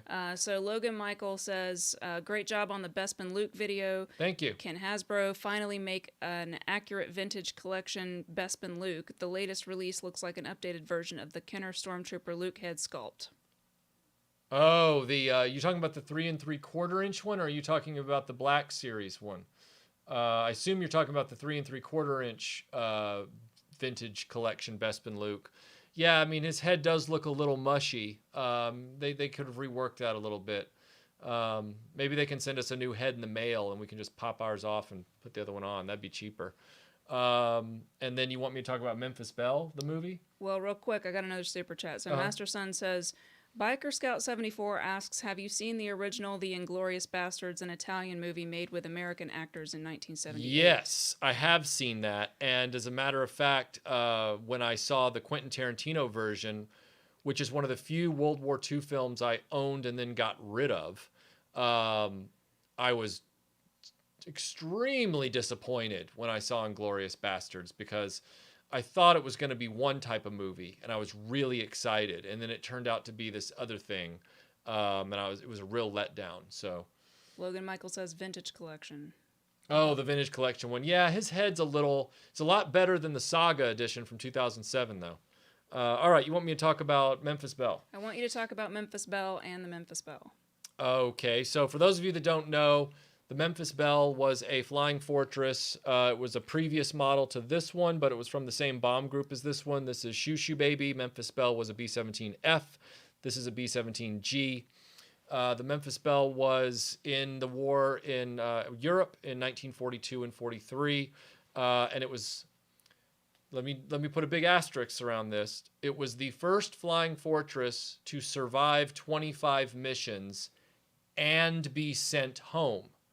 So it wasn't necessarily the first one to complete 25 missions, but it was the first one that was then sent back to the United States on a big war bond tour. And then in the intervening years, it ended up in Memphis, Tennessee, because it was named after a woman from Memphis. The pilot of the airplane came to England on the 50th anniversary of the completion of its tour of duty, because I had restored the radio room in the original air tower at the airfield at Bassingbourn, where it flew out of during the war. He gave me my Eagle Scout medal. My grandfather and dad grew up in Memphis, and so my grandfather knew the pilot as well as a number of the other people, including the woman that the plane was named after. I was able to crawl around in the plane and all this kind of stuff. So then in 1990 or 91, can't remember when the movie came out. It was either 90 or 91. I think it was 90. This big budget Hollywood movie starring Matthew Modine and Eric Stoltz and Harry Connick Jr. and Billy Billy Zane and all these actors. It came out. John Lithgow was in it. And it was about the Memphis Belle, but it is a completely fictionalized account where they even change the names of all of the crew of the plane. It's not like Band of Brothers. Band of Brothers, everything is name accurate, minus what happened with Blythe, which we won't go into. All they had to do was change a subtitle at the end, and they won't even do that, idiots. But that's crazy. Aside from Blythe not actually dying after the war, Band of Brothers is a very accurate story. Which is impressive considering that David Schwimmer's character is a real person and he's so contemptible, but... Right. I mean... Right. So, the Memphis Belle movie, when it came out, had some of the best special effects ever seen for the air war in Europe at that time. Really exciting sequences, very well done film on the surface. But as far as its accuracy toward how an air crew would act during a mission, it's completely dramatized for Hollywood. There was no time during a mission for people to act up and throw tantrums and fight with one another, and everybody was just focused on trying to keep that airplane in the air so they would all get home. Nobody wanted to take their eyes off their jobs to fight with one another over trinkets or who gets to man what gun or any of that stuff. So as much as I love the Memphis Belle movie from my memories of it, and I own it on Blu-ray, and I love the score, and there are sequences in it that are great, and the footage of the airplanes is awesome, it is not 12 O'Clock High. Right. If you want the best movie ever about the B-17s and the B-24s operations in Europe, you've got to watch 12 O'Clock High with Gregory Peck. That's the one. Memphis Belle is like, I'm not trying to totally denigrate it. This isn't a one-to-one comparison, but Memphis Belle is to 12 O'Clock High what... I feel like I'm taking the SATs. Sorry. It's very glamorized, and I don't mean romanticized. I mean they up the ante. They dial everything up to 12 to give people alleged interest in what's going on, when what should be happening is they should just be focusing on the fact that anybody would be interested in what these people were doing. They don't need to add anything else into the soup. So, several people have asked about documentaries, and I think we should World talk at about... War. Yeah, that's my favorite. I think I wanted this. I don't know if I bought it, but I definitely wanted this series. Yeah, World at War World at War is amazing. Would be our first recommendation. Yeah. Hold on, let me grab this. Let me get this off there. All right, so yeah, World at War would be our first recommendation for watching a World War II documentary. It's very long. It's narrated by Laurence Olivier, but it is very compelling, and it is sobering, and it will give you... And it was made in the 70s, I believe. Is that right? 73. 73. Yeah. So what that means is they still were able to interview people from all sides of the conflict who were still alive. So they're interviewing people who were pretty high up in the German army. I loved that. I loved the fact that they interviewed like everybody they could from all these different places. It felt much less one-sided. Yes. So I would highly recommend The World at War as a starting point for that. Let's see. Yeah, and they show so much like original footage and stuff like that I had never seen before, which was amazing. Mm-hmm. And to that point, I know this is World War I, but we recently saw They Shall Not Grow Old. And if you haven't seen that, if you do see it, I highly recommend getting it on disc so you can watch the special features where you can watch all the interviews with Peter Jackson talking about how they did what they did, because that's almost more amazing than the film itself. Like, it's just so impressive. Mark C says, I'm a fan of The Longest Day, starring, well, everybody. Yeah, we have The Longest Day right here at the bottom of this stack. It's a great film. I grew up with it. It's the best D-Day movie. And Does again, it have as many people as The Trials of Nuremberg? oh, Judgment at Nuremberg. That's a Judgment great at movie. Nuremberg, Judgment yeah. at Nuremberg's a great movie too. I know it's technically post-war, but it's about the war It's crimes. about the war crimes. So it's, Yeah, it Longest Day has. He's not kidding. It's got everybody in it. And again, I argue Saving Private Ryan is not a D-Day movie. Saving Private Ryan is a movie that trades on a 20-minute D-Day scene. But The Longest Day is a 3-hour spectacle about one day. It is about D-Day, and it's excellent. Lisa asks, how much of The Longest Day is accurate?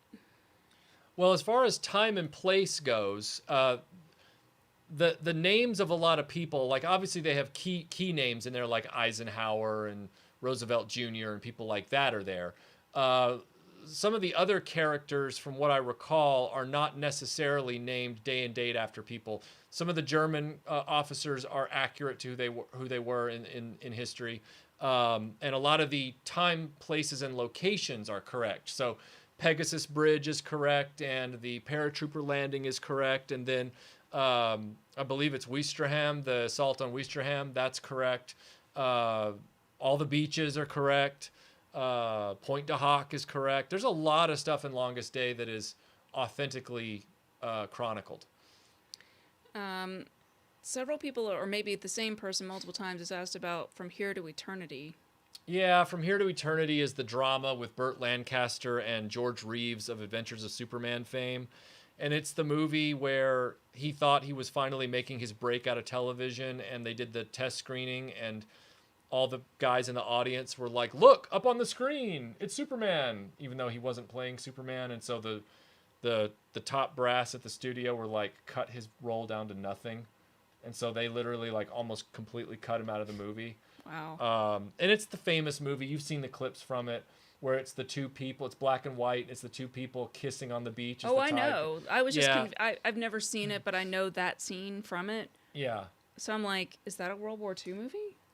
I would say during the time if we of want World to War talk II? about Burt Lancaster. Do we want to? Yeah. I want to talk about The Swimmer if we're talking about. Well, if we want to talk about Burt Lancaster in World War II, we need to be talking about The Train.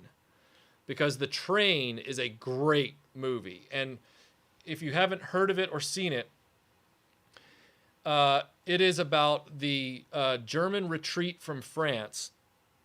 And they are attempting to load up all of the stolen paintings and sculptures and put them on a train and get them out. And, oh, yeah. And Burt Lancaster is the French train authority guy, and he knows what's going on, and he is actively attempting to reroute the train without the Germans figuring it out to save the artwork from getting stolen. I feel like we watched this. Yeah, I have it on disc. Great film, really, really, really compelling.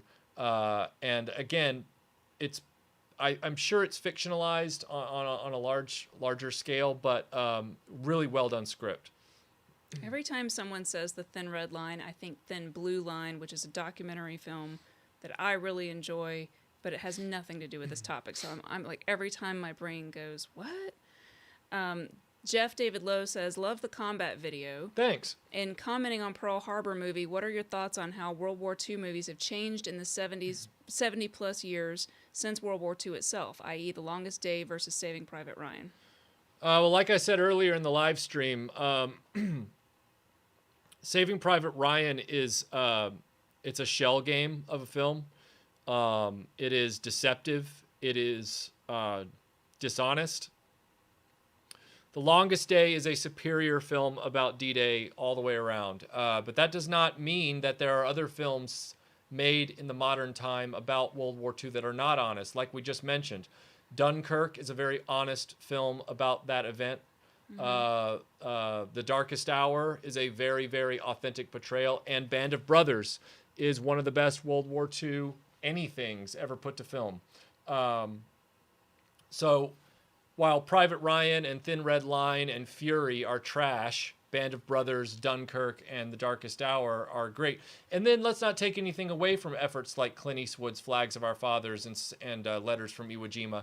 Those films were done with a lot of care and a lot of concern for that material. I wouldn't, by default, put them in the same camp as Private Ryan and Thin Red Line. Someone says, have they talked about U-571 yet? Is that another submarine movie? U-571 is the Matthew McConaughey film. It's really frustrating because it's about how they steal the Enigma code machine from the German sub so they can start decoding the German transmissions. They need the machine to decode, but they have to do it in a way where the Germans don't realize they've secured one. So they have to make sure that the German submarine is confirmed destroyed without any survivors. Is this a standard submarine movie? It's Because I mean, I don't like them. I know, like, you're not really into boats. I'm not into naval boats as stuff. much, but I did see that movie in the theater like twice, and I own it on DVD. But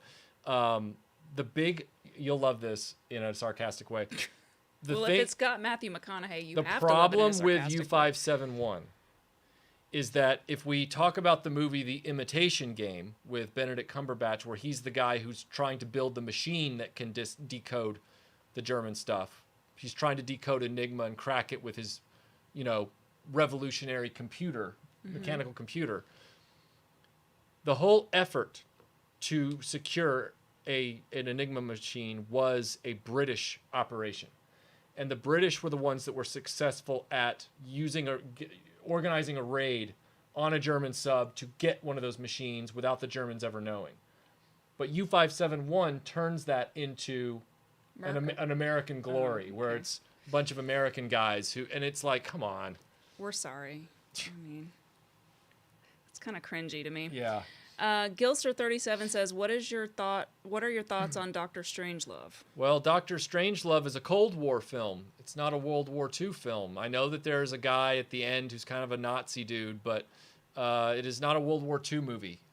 Classic. I'll be picking it up by default on 4K in the next few weeks because it's in the same set as Lawrence of Arabia. But it's a Cold War film. Master Sun 42 says, pause from 1940 to 2020. SpaceX launches success. They are in low orbit, Earth orbit. Okay, back to World War II. I'm going to do my best to pretend that I care what Elon Musk is doing. Me too. I can't do it. Okay, I just can't. Failed. My watch has been blowing up saying, the thing, and I'm like, I guess I'm just a jerk. It's like hooray, billionaires can now get into space because they have money and sell rides to their rich friends. Hooray. Whatever. And that's all I've got to say about that. Hey, that's another Tom Hanks reference. Mark C. says, war film or Western, you can never go wrong with the Duke, John Wayne. Yeah. We watched some movie that was a John Wayne, I think it was a World War II movie. Uh-huh. And I remember us both talking about the tone of the film, just feeling, because we had just watched a bunch of more recent films, and I can't remember which one it is, but it's very propaganda-ish. It's very, like, I don't know. What was happening in it? War stuff.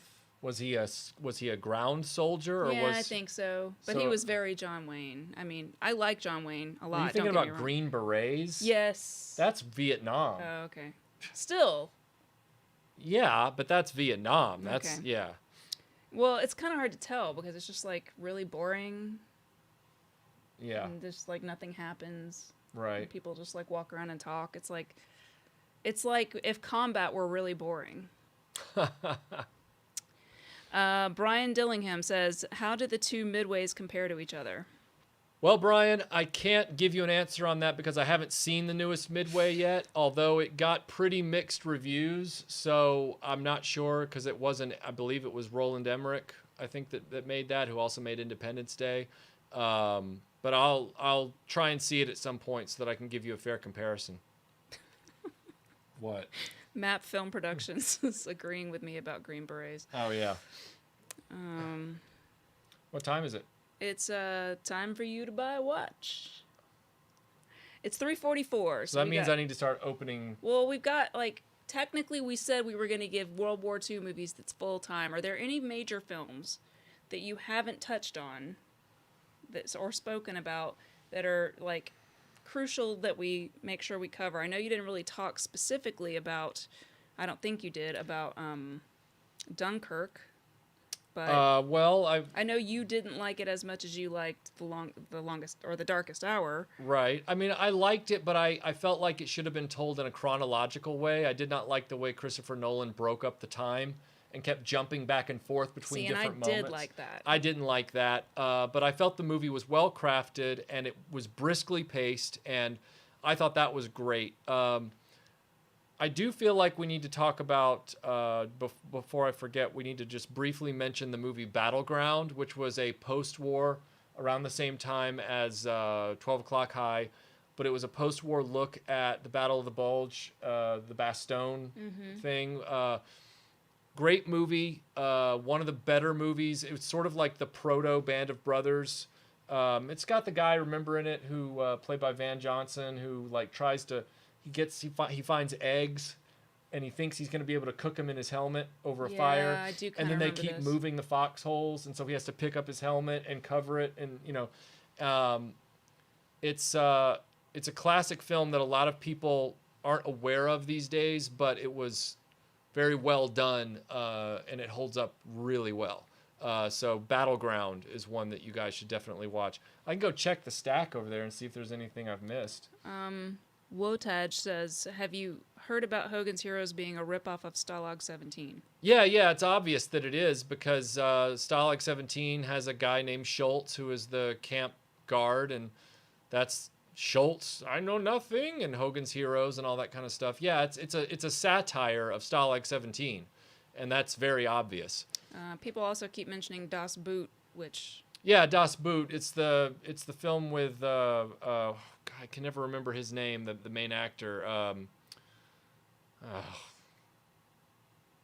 Not Kurt Jurgens. Is it Kurt Jurgens? Might be Kurt Jurgens. Can't remember. Anyway. Don't know. Yeah, it's the submarine. Can film. I yell out like the rest of these movies that people keep bringing up? Sure. Something about Jojo Rabbit. Jürgen Prochnow, thank you. I knew the Jürgen part was correct. Jürgen Prochnow, thank you very much. Not Kurt Jurgens. He's the guy from Into the Six Happiness. Yes, thank you, Jürgen Prochnow. I don't know Jojo Rabbit. It sounds like anime. Jojo Rabbit's that one that just came out. It's like Scarlett Johansson, and it's like this satirical kind of thing where they're all growing up in like fascist Germany, and the guy that did Thor Ragnarok made it or something. It looks like some quirky dramedy.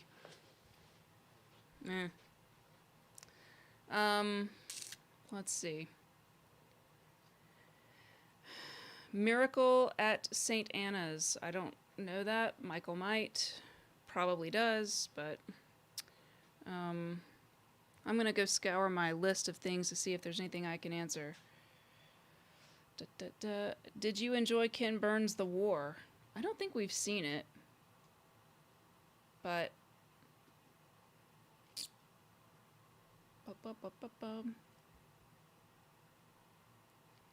wow, there's all of these super chats now.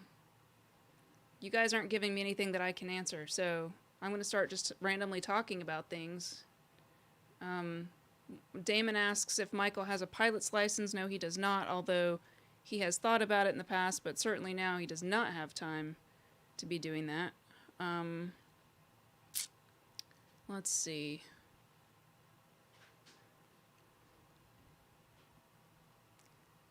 Favorite movie animals? That's a great question. I like. Can we talk about fake animals like Falkor? That's a cool movie animal. I would almost have to think about my favorite movie animals because there are so many really good ones. Do you have relatives that were in World War II? I don't think so. I had relatives that were in World War II, but they've all since passed away. I'm sure I probably did, but I didn't know them. So. All right, so first one that needs to be mentioned is Steve McQueen and Hell is for Heroes. Great movie about a squad or a battalion, whatever you want to call them, who are trying to hold the line during the war, and they have to take a German bunker that's just, a few hundred yards away. Then we have Von Ryan's Express, for anybody that likes Frank Sinatra. It was an attempt to create sort of another Guns of Navarone type experience, but I don't think it's as successful as Guns of Navarone in its execution. And the idea being that Frank Sinatra is trying to get a whole group of prisoners out of Italy on a German train, but much like the movie I just mentioned, The Train, they have to pretend that they are the German train crew and hope that they can get them to Switzerland. And the Germans are slowly figuring out that something is amiss. We didn't mention the Guns of Navarone. Lots of people in the comments did, though. And Guns of Navarone, of course, is a classic. If you haven't seen it, it's Gregory Peck, Anthony Quinn, David Niven trying to blow up a German gun emplacement on the coast of Greece. Now, here's one that I think is really good. It's an Alfred Hitchcock film. I think I ripped the cover, so I apologize for that. But it's called... Why will it not come out of its case? Just have to stand it up as is. It's called Lifeboat. If you haven't seen Lifeboat, it's a really interesting film about it's very stressful. Yeah, it's a bunch of just normal people that are on a boat headed across the Atlantic that gets sunk by a German U-boat, and they all have to survive in this lifeboat. It's very tense. Like yeah. the whole time, it's super stressful. Yeah, it is It's well done, though. It's a very, very well done movie. Got a whole bunch of super chats. Very tense. Oh, okay, go ahead. Mark C says Stalag 17 is great, but The Great Escape is more fun. Yeah, but I've always found them serving different purposes. I feel like Great Escape serves one purpose, Stalag 17 serves another. So I wouldn't really couch it as more fun than the other. Prime Syndicate says, hi from Australia. Here's something for the Toy Fund. World at War is the greatest documentary. Very long, though. Yes, it is very long, but it would kind of have to be to cover all the things that it covers. Jeff David Lowe says the Das Boot boat is the Nazi boat from Raiders. Random fact. Oh yeah, I remember hearing that at some point. That's right. Connor Fuller says shout out for Escape to Victory. Oh yeah, a lot of people have been mentioning Escape to Victory. I thought that I owned that movie because I have a number of British war movie sets. And I went back and looked at them all, and I don't. So I'm going to have to run to Amazon after this is over and pick up a copy of that for my library. So thanks for mentioning that. Adrian says, thanks for the fantastic live stream, guys. Your knowledge is fantastic, and the measured response to questions is second to none. Oh, good. I'm glad to hear that. We try. It's not easy, for sure. Now, this is one that Melinda has yet to watch with me, although I've watched it. And given your interest in getting the perspective of the people or nationality of those people, like, a Russian take on Stalingrad. Mm-hmm. This is a Czechoslovakian film about the Czechoslovakian volunteers in the RAF in the Battle of Britain who escaped from Czechoslovakia before it was... Can I just be really honest? When you first pulled that up, I was like, ugh, I'm not in the mood for a war movie, but that actually is... really interesting to me. And it's a relatively recent film. It was made in the aughts, I believe, and it's called Dark Blue World. Really, really good movie. Highly recommended. And then if you are into the whole masterpiece theater type miniseries, back in the 80s they did a British miniseries about a book about the RAF in the Battle of France called Piece of Cake. And this miniseries is really, really well done. If you can find a copy of it. Yeah. So, lots more things that you went and dug up. I'm sure you've got more. Oh, I've got tons more. I've got tons more over there. But I just wanted to grab a few just to highlight them real quick. So yeah. Guess it's time to open stuff. Probably. This says Melinda should expose Michael to the awful Nazi exploitation movies of the 70s. I don't know why you would think I would know about that, but Well, probably because they know that you're into heavy metal and stuff. Not the movie, but like the yeah. music and stuff. So they're referring to things like Ilsa, She-Wolf of the SS, and those types of, you know, they're literally like low budget, violence fetish films that have a Nazi veneer to them, and it's very just not my thing. yeah. Ugh. All right, I'm gonna clear the table. Wow, that's a. It's like when you go to Dragon Con and there are people dressed up as Nazis standing around like Nazi soldiers from World War II, like, but they're vampires, and you're like, I still just want to punch you, dude. Like, you're a dick for wearing that. Like, what the hell? So, I'm a bad girl, but I'm not like I'm about evil that makes like people who want to force conformity on people. I want to make those people cringe, but I'm not actually all about like actually harming other people. Like, that's gross to me. There are a lot of people, including Lemmy, who had like Nazi paraphernalia and stuff, and it's just not interesting to me. It's not anything that, I mean, I think that's what we were all fighting against, right? Like, so, yeah. But no, every year, like, we would see people at Dragon Con dressed up as Nazi, fill in the blank, Nazi zombies and mostly Nazi vampires is what I saw all the time. Let's see. Does anyone get a real Mr. Rogers vibe from Michael clearing the table at the end of the live streams? Yes. If you knew how long he took, like, setting up the tables, it would blow your mind. When Michael gets back, I will force him to answer the miracle at St. Anna's question. I've seen that like a whole bunch of times. I'm not familiar with that, but...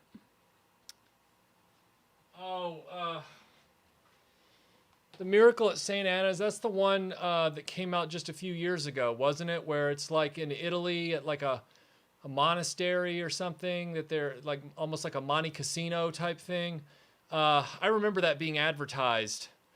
I can't remember why I didn't end up seeing it. I need to watch that. How is it? Just tell me real quick how it is, if you recommend it or not.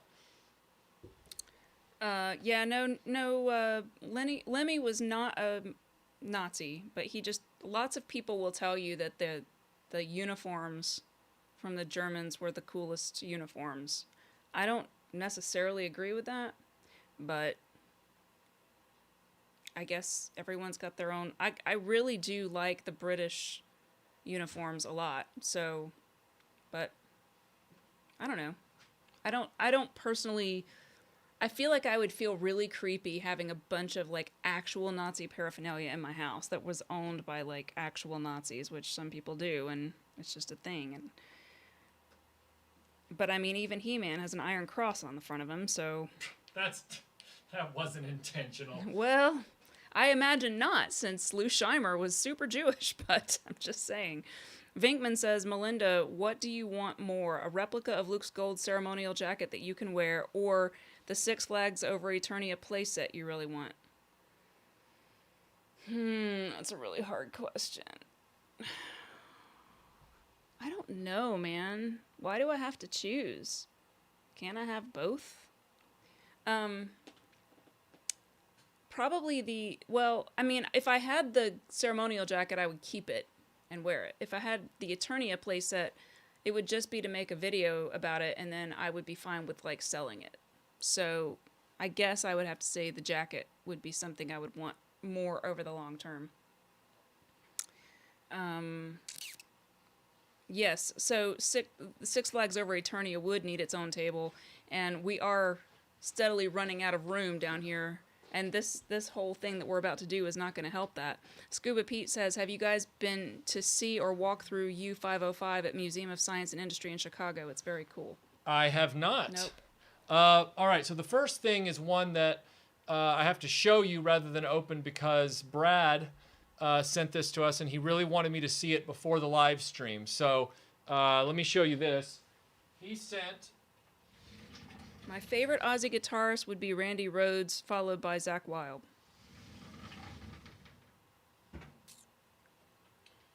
Oh, and I'll bring this up to camera.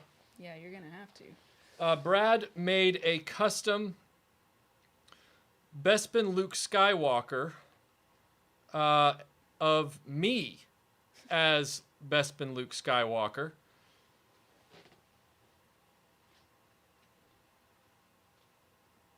Jody, welcome.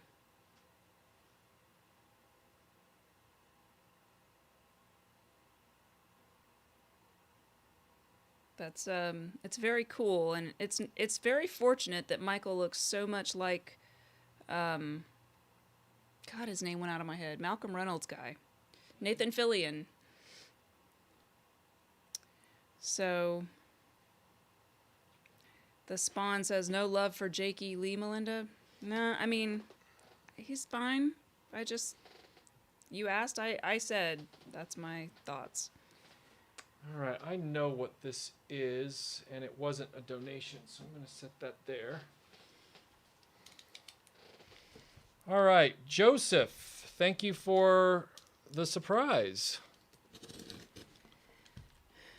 Hello, Melinda. Here's my perspective as a World War II Reenactment Society member. The average German soldier was defending his country in his mind and expanding his land because he was conscripted, etc. Well, I mean, yeah, but still. Oh, wow. Joseph, thank you so much. I don't have this figure loose. I only have him on a card back, so this is going to be really, really helpful. He sent me the Power of the Force 2 Bespin Luke Skywalker. I almost wish that I'd had this for the video Yeah, the video. shoot. That's funny. Well, you know what? Maybe after the live stream, I'll shoot some additional footage real quick and put him into the video and upload it as a new video tonight. Well, you could. Thank you very much. That's going to be very helpful. All right, next up is I think you have better posture. Yeah, I do. The vintage characters had way better posture than Power of the Force 2. Yep. This is from... Jay Fennell. Or Fennel. I think it's Fennell, but it might be Fennel. So if I'm mispronouncing that, I apologize. Any questions in the chat? Well, there's a lot of skullduggery going on, so I'm trying to just read questions that have been Skullduggery? screened for me. Oh. What is your favorite World War II weapon? That would be the M1 Garand rifle. Are there any non-English speaking World War II films that you like or at least made an impression on you? Well, like I just showed Melinda, and I just showed all of you on the live stream, Dark Blue World was... Some of these are older questions. Oh, okay. So, yeah. Come and See was very impactful. I count Hell in the Pacific as 50% non-English speaking. Sure. There's a lot of non-English speaking films that I am interested in. Jeff David Lowe says, random thanks for doing these during the great ongoing thing. This oddly helps highlight how much Empire costumes were really real-world military-ish. Yeah, yeah. Hi, all. Here is an English treat for you. Oh, no. He's... So, okay, I might have opened this upside down, so I apologize if I did. Deadstone Valley, collectible characters. Maisie the maid is dead. Each character has their own headstone. That's oddly specific. And then, oh, he literally sent British candy, babe. Sweet. Literally. Smarties. Ooh, Smarties. Nice. Easter break Kit Kats. Yum. Chocolate orange mini eggs. Double deckers. He sent double deckers. He sent double deckers. He sent double deckers.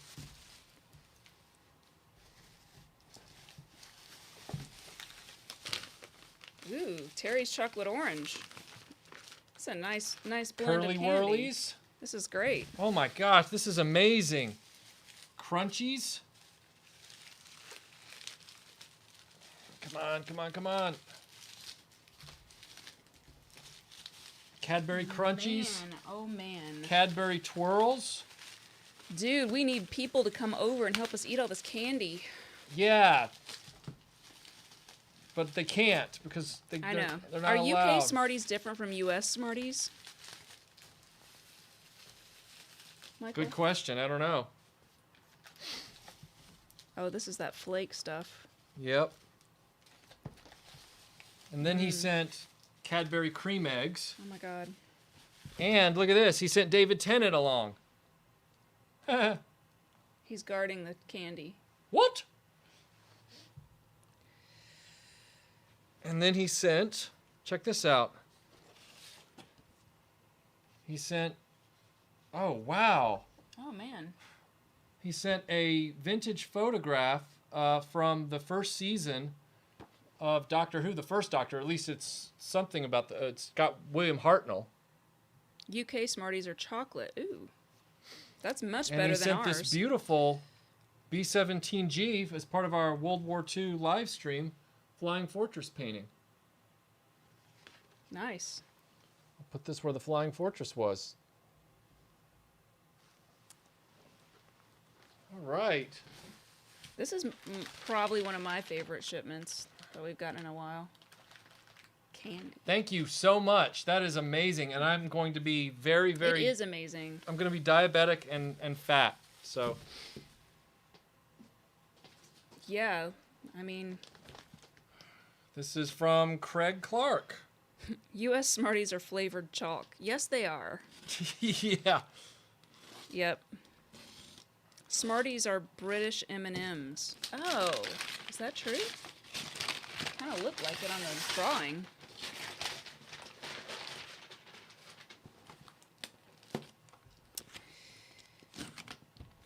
Let's see. Have you seen Ice Cold in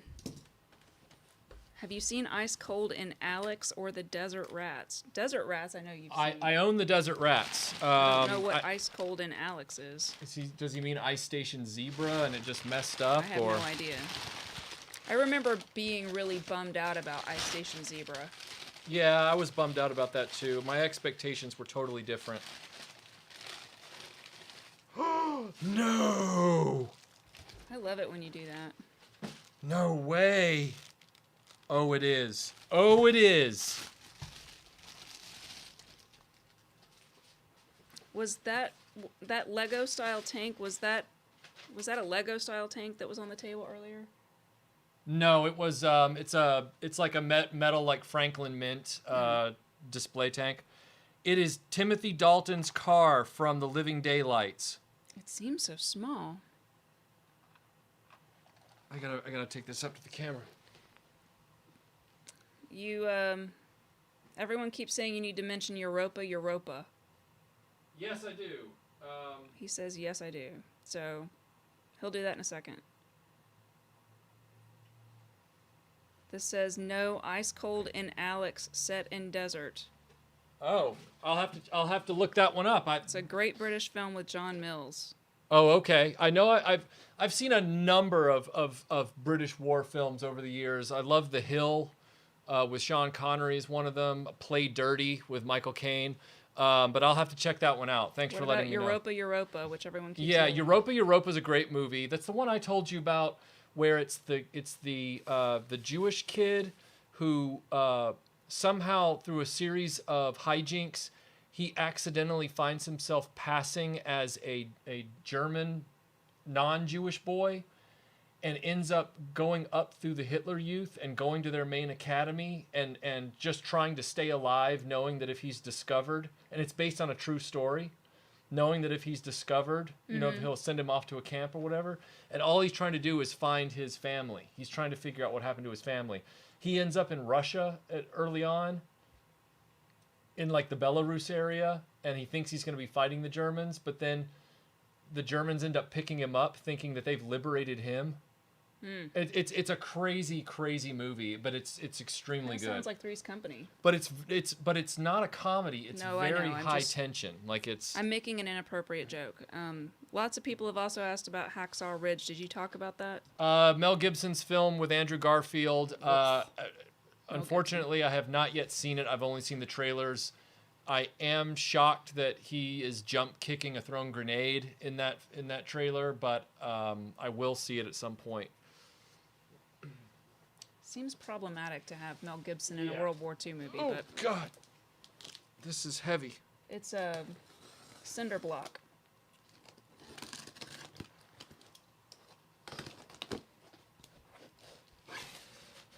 Oh, holy cow. This says, "Hello, Team RetroBlasting.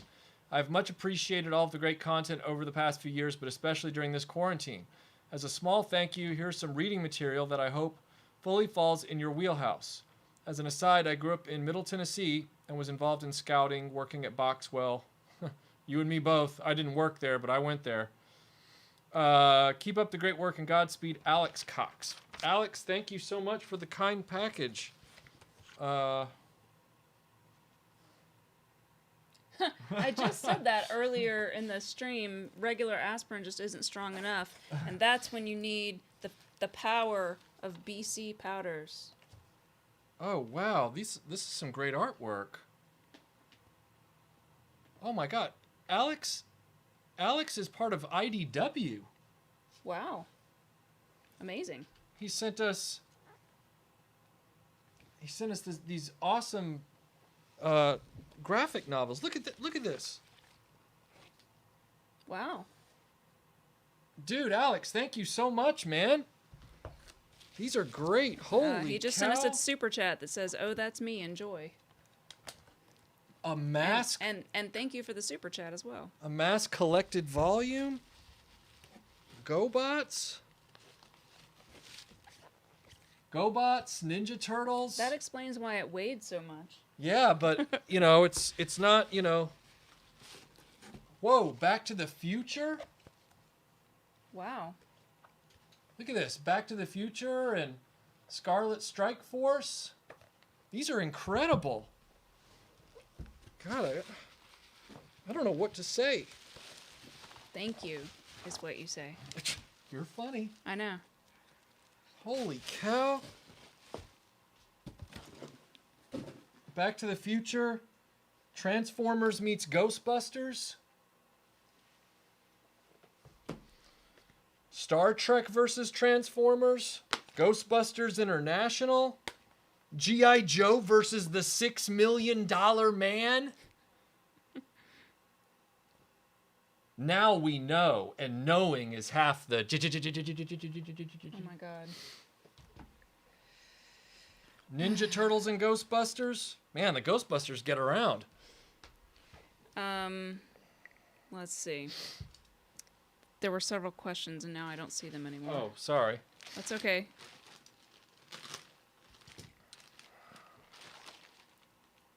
Michael is going to spend the rest of the afternoon reading comics, all hopped up on sugar. Yeah, that's true. Which is fine. Whoever sent this.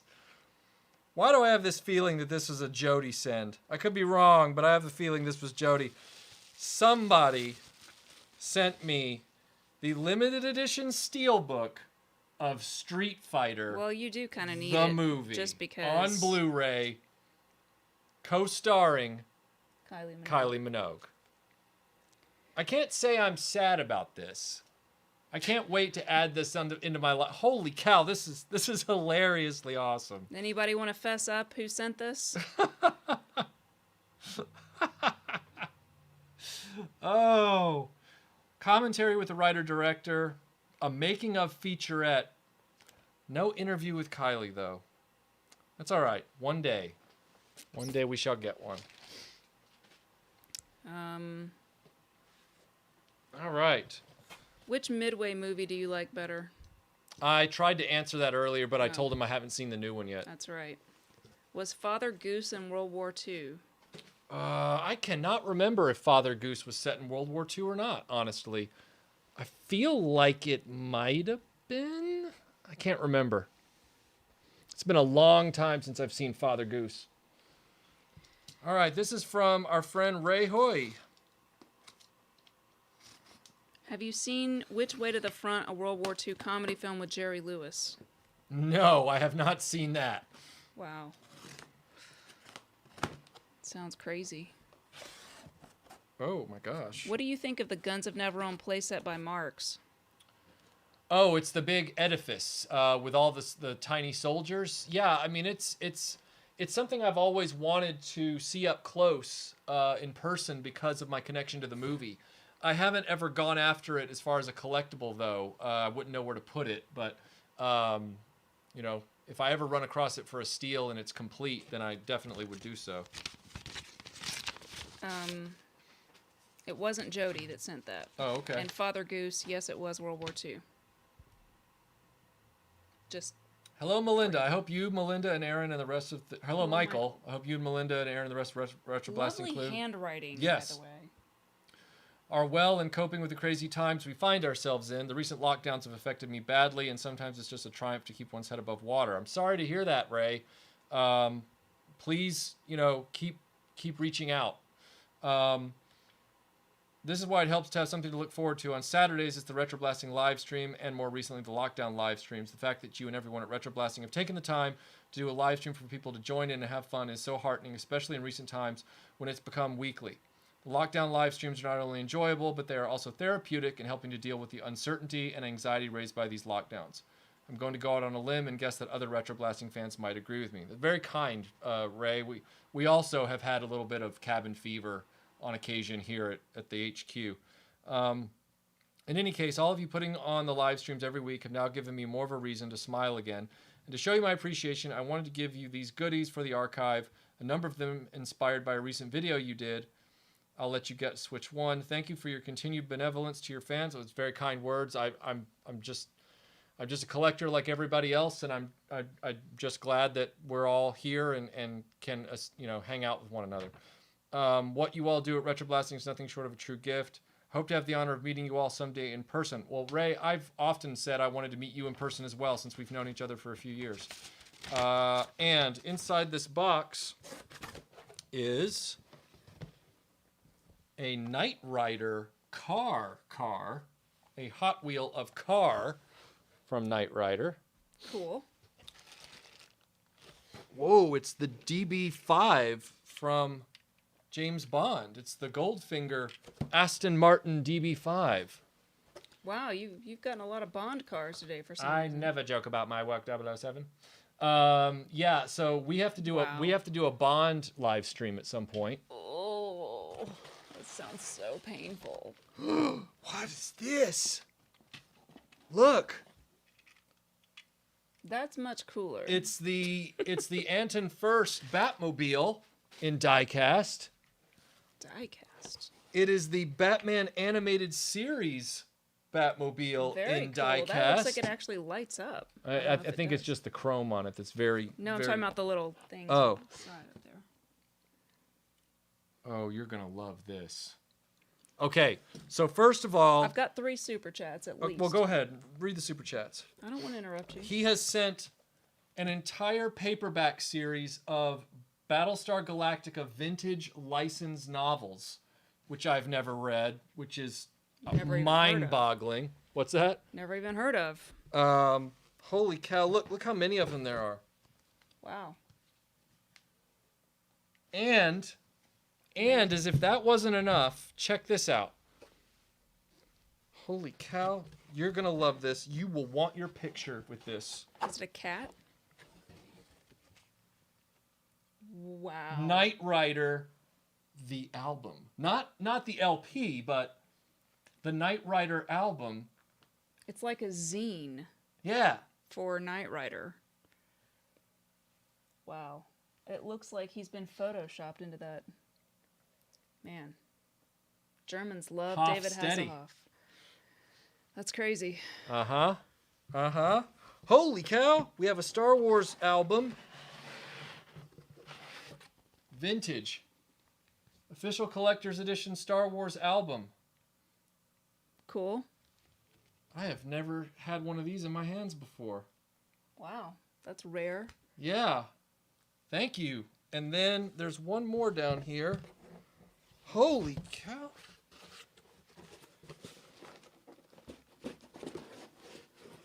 The Empire Strikes Back notebook. The last and complete script of the continuation of the Star Wars saga, containing dialogue, stage directions. Wow. Contains the complete script by Lawrence Kasdan and Lee Brackett with artwork. Oh, well, I can guarantee you he's going to be reading through that. Holy cow. Thank you, Ray. What did you do, Ray? Okay.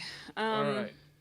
I have several things I have to read Okay. you. So, Read them. Stephen Chadwick says, I sent the Street Fighter Steelbooks DVD. You are a mensch, sir. That is awesome. And I cannot wait to screen it on my TV and just watch the Kylie scenes. Logan Michael says, The Power of the Force Luke was from me. Shout out to eBay seller Kirch for packing it nicely. Oh, yeah. He did a perfect job on it. And Jonathan Ashton says, Hey, Mike, how'd a guy like you get a girl like that? Well, I was in a meetup group about Firefly. We were a Firefly fan club, and she happened to walk in about a year, maybe 8 months after I started going to this club. Is it that long? I'd been going there since 2008, but maybe it was about like I thought it was more like 6 months or less. I don't know. No, because we met in October, and I've been going there since autumn the prior year. So I hadn't been going consistently, but I've been going pretty regularly. So yeah, that's how we met. There was no swiping left or right. No. No. No. Not that there's anything wrong with that. Not that there's anything wrong with that.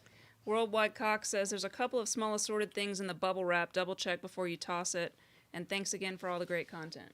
Who said that? The guy from IDW. Oh, holy crap! You're right. I almost didn't see them.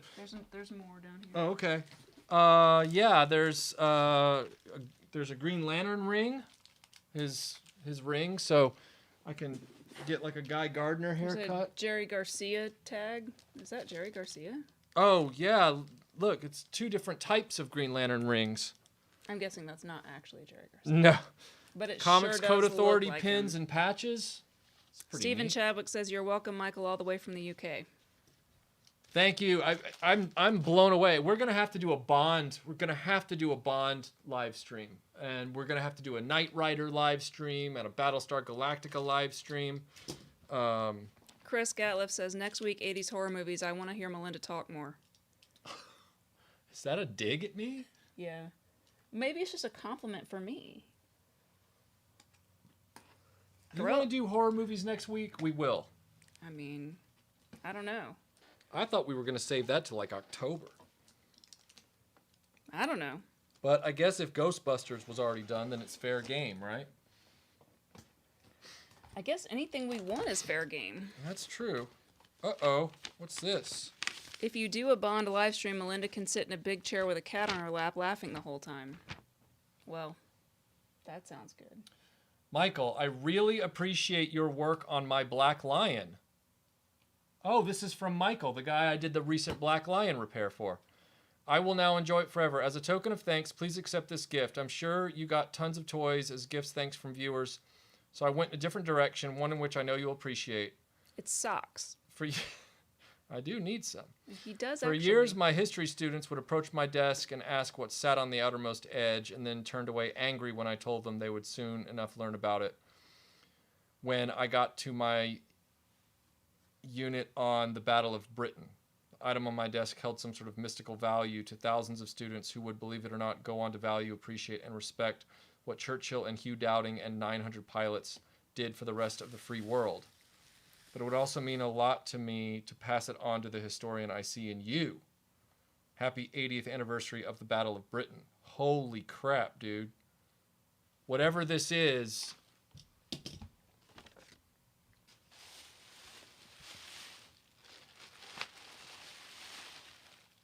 What? What is that? It is... Do not jar. Handle like eggs. It is a World War II British Spitfire cockpit gyro. Wow. And I'm going to make sure that there's nothing else in here.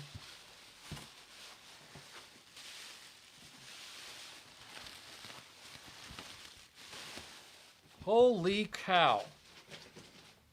This is a part of a Spitfire. You know, I almost bought you one of those years, not that, but some part from a Spitfire years ago as a gift, because I was looking for them on eBay. And I still regret not picking up that bulletproof windscreen. It makes me wonder what used to sit right here. I wonder if, like, there was something on this side as well at some point. Maybe. Maybe like a miniature Spitfire or something was right here or something like that, which I don't lack, so. That's true. Michael, thank you. That's going to go up in my you know, the He's got a room that he's I've got a room where I keep a lot of the World War II stuff. Travels with Jason F says, I am back. Looks like you got one of my boxes. Hope you like the candy. I'm loving the candy, man. Like, I'm gonna be hard pressed not to eat a double decker as soon as this live stream is over. I'm very excited about the double deckers. I'm very excited about these double deckers. Holy crap! Flakes, twirls. Oh man. Peter Vinkman says I need to do a live stream about high school. Man, that would be depressing, though, don't you think? Oh my god, it's like the worst. All right, we find our final box for the day is from JSP. Vinkman says, in addition to a Bond live stream, why not a Star Trek live stream? I know you did one on the ships, but how about one on Trek in general? Yeah, we can do a Trek live stream. People are quite impressed with this, as well they should be. Well, also the fact that it showed up and that picture showed up all on the World War II live stream as well. That's crazy. This person asks, what does it say on the front of that Spitfire block? It says 50th anniversary original cockpit gyro Horizon, World War II British Supermarine Spitfire, 1936 to 1986. And it looks like there might have been some kind of model of a Spitfire right here at some point. All right, so I have a letter here, and it says, hey guys, I hope you enjoy this book. It's an analysis of the production of my two favorite movies. Keep up the good work. Looking forward to more videos. Thanks, JSP. And I think Melinda's going to love this book. The story of the first two Terminator movies. That's cool. Terminator Vault. Wow. This is going to go with our Back to the Future book upstairs, and our He-Man book, and our Voltron book. In fact, the only book like this that I don't yet have from my whole thing is the Ghostbusters one that came out. I even have the Making of the Living Daylights up there. Yeah. Yeah. Thank you so much. This is really, really nice. Yeah, Look it at is. Wow. That's really cool. Very cool. All right. Looks like some cool stuff in there. Thank you guys so much. This is incredible. I feel kind of guilty, actually. I do too, actually. I feel oddly guilty. Guilty and All like, right, you know, we're going to have to clean up a lot of Well, things. but I, you know what? I'm going to compensate for that by saying that all of this material will get roped into some great live streams and some great videos that I'm going to work on. the Battlestar Galactica live stream is going to get is I would say I could do that like in July once I, finish rewatching the series like I've been doing. Yeah. And there could be some really cool stuff to have on the table for that. So this is awesome. This is great. I feel like I'm repeating myself, so I'm going to shut up. Saturday Morning Fan says, any chance at a future live stream to do 80s and 70s animated films like Secret of Nim, Transformers the movie, Last Unicorn, Rock and Roll Wizards, or GoBots Battle of the Rock Lords? Yeah, I don't see why not. I mean, Battle of the Rock Lords is kind of a hard movie to get. I think he meant like one stream talking yeah, about yeah, all yeah. the No, I know. I animation get that. stuff. I get that. Yeah, I'd love to. Yeah, that'd be great. Yeah, I don't see why not. Well, wrapping up. Are we wrapping up? I mean, we're 30 minutes past our normal time. Oh, okay. We've been doing this for like 2.5 hours now. Yeah, I got to wrap up because I got to go get the big Bespin Luke feature ready to drop in a few hours on the YouTube channel. So, guys, this has been awesome. Before you go, Yeah. grab that book. I can't reach it. The Okay. Terminator book. Apparently, there's inserts in the Terminator book. Oh. Like, it looked like it too.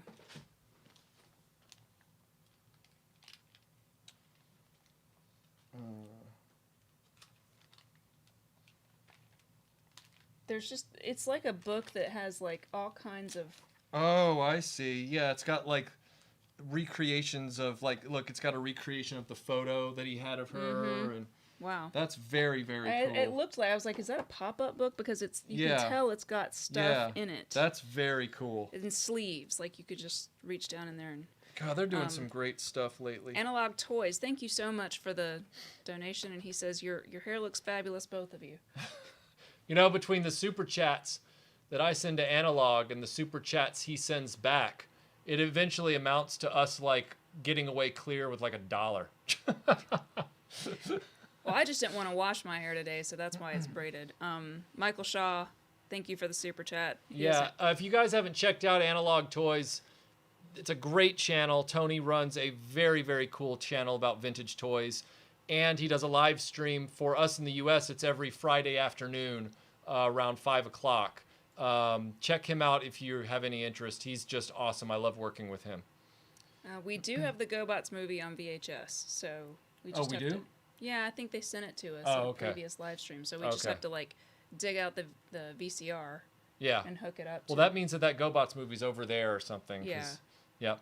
So. All right. Well, guys, thank you so much for this live stream. I know I talk too much, so I'm going to let Melinda say goodbye to you, and then I will turn the... Whoa, holy cow. They're trying to keep you from leaving. Oh, they're trying to keep us from leaving. No, Okay. I don't know. I'm just guessing. Vinkman says, speaking of Terminator, I had a weird dream last year where I was watching T2, but instead of Schwarzenegger, it starred Shatner. That is a weird dream. But funny. Be back. Logan Michael says, this has been an awesome stream. Also, the hyper-real Bespin Luke is only worth it for the heads and display base. Have a good one. Oh, good to know, Logan. Thank you. Yeah, it looked a little dicey. I'm waiting on that Dagobah training Luke to come out. Maybe I can get a head off of that one. Looks a little better than the one they put on the 40th, which doesn't look bad, but not as good as the Dagobah one. Well, guys, we'll see you on the next live stream, what's the subject? Will it be horror films? I don't know. I think we're going to have to talk about it. All right. Well, it may or may not be horror films. If not, it might be Doctor Who. If not, it might be something else. We'll figure it out. But we'll let you know. Stay tuned. Yeah, you never know. Yeah, we'll let you know ahead of time.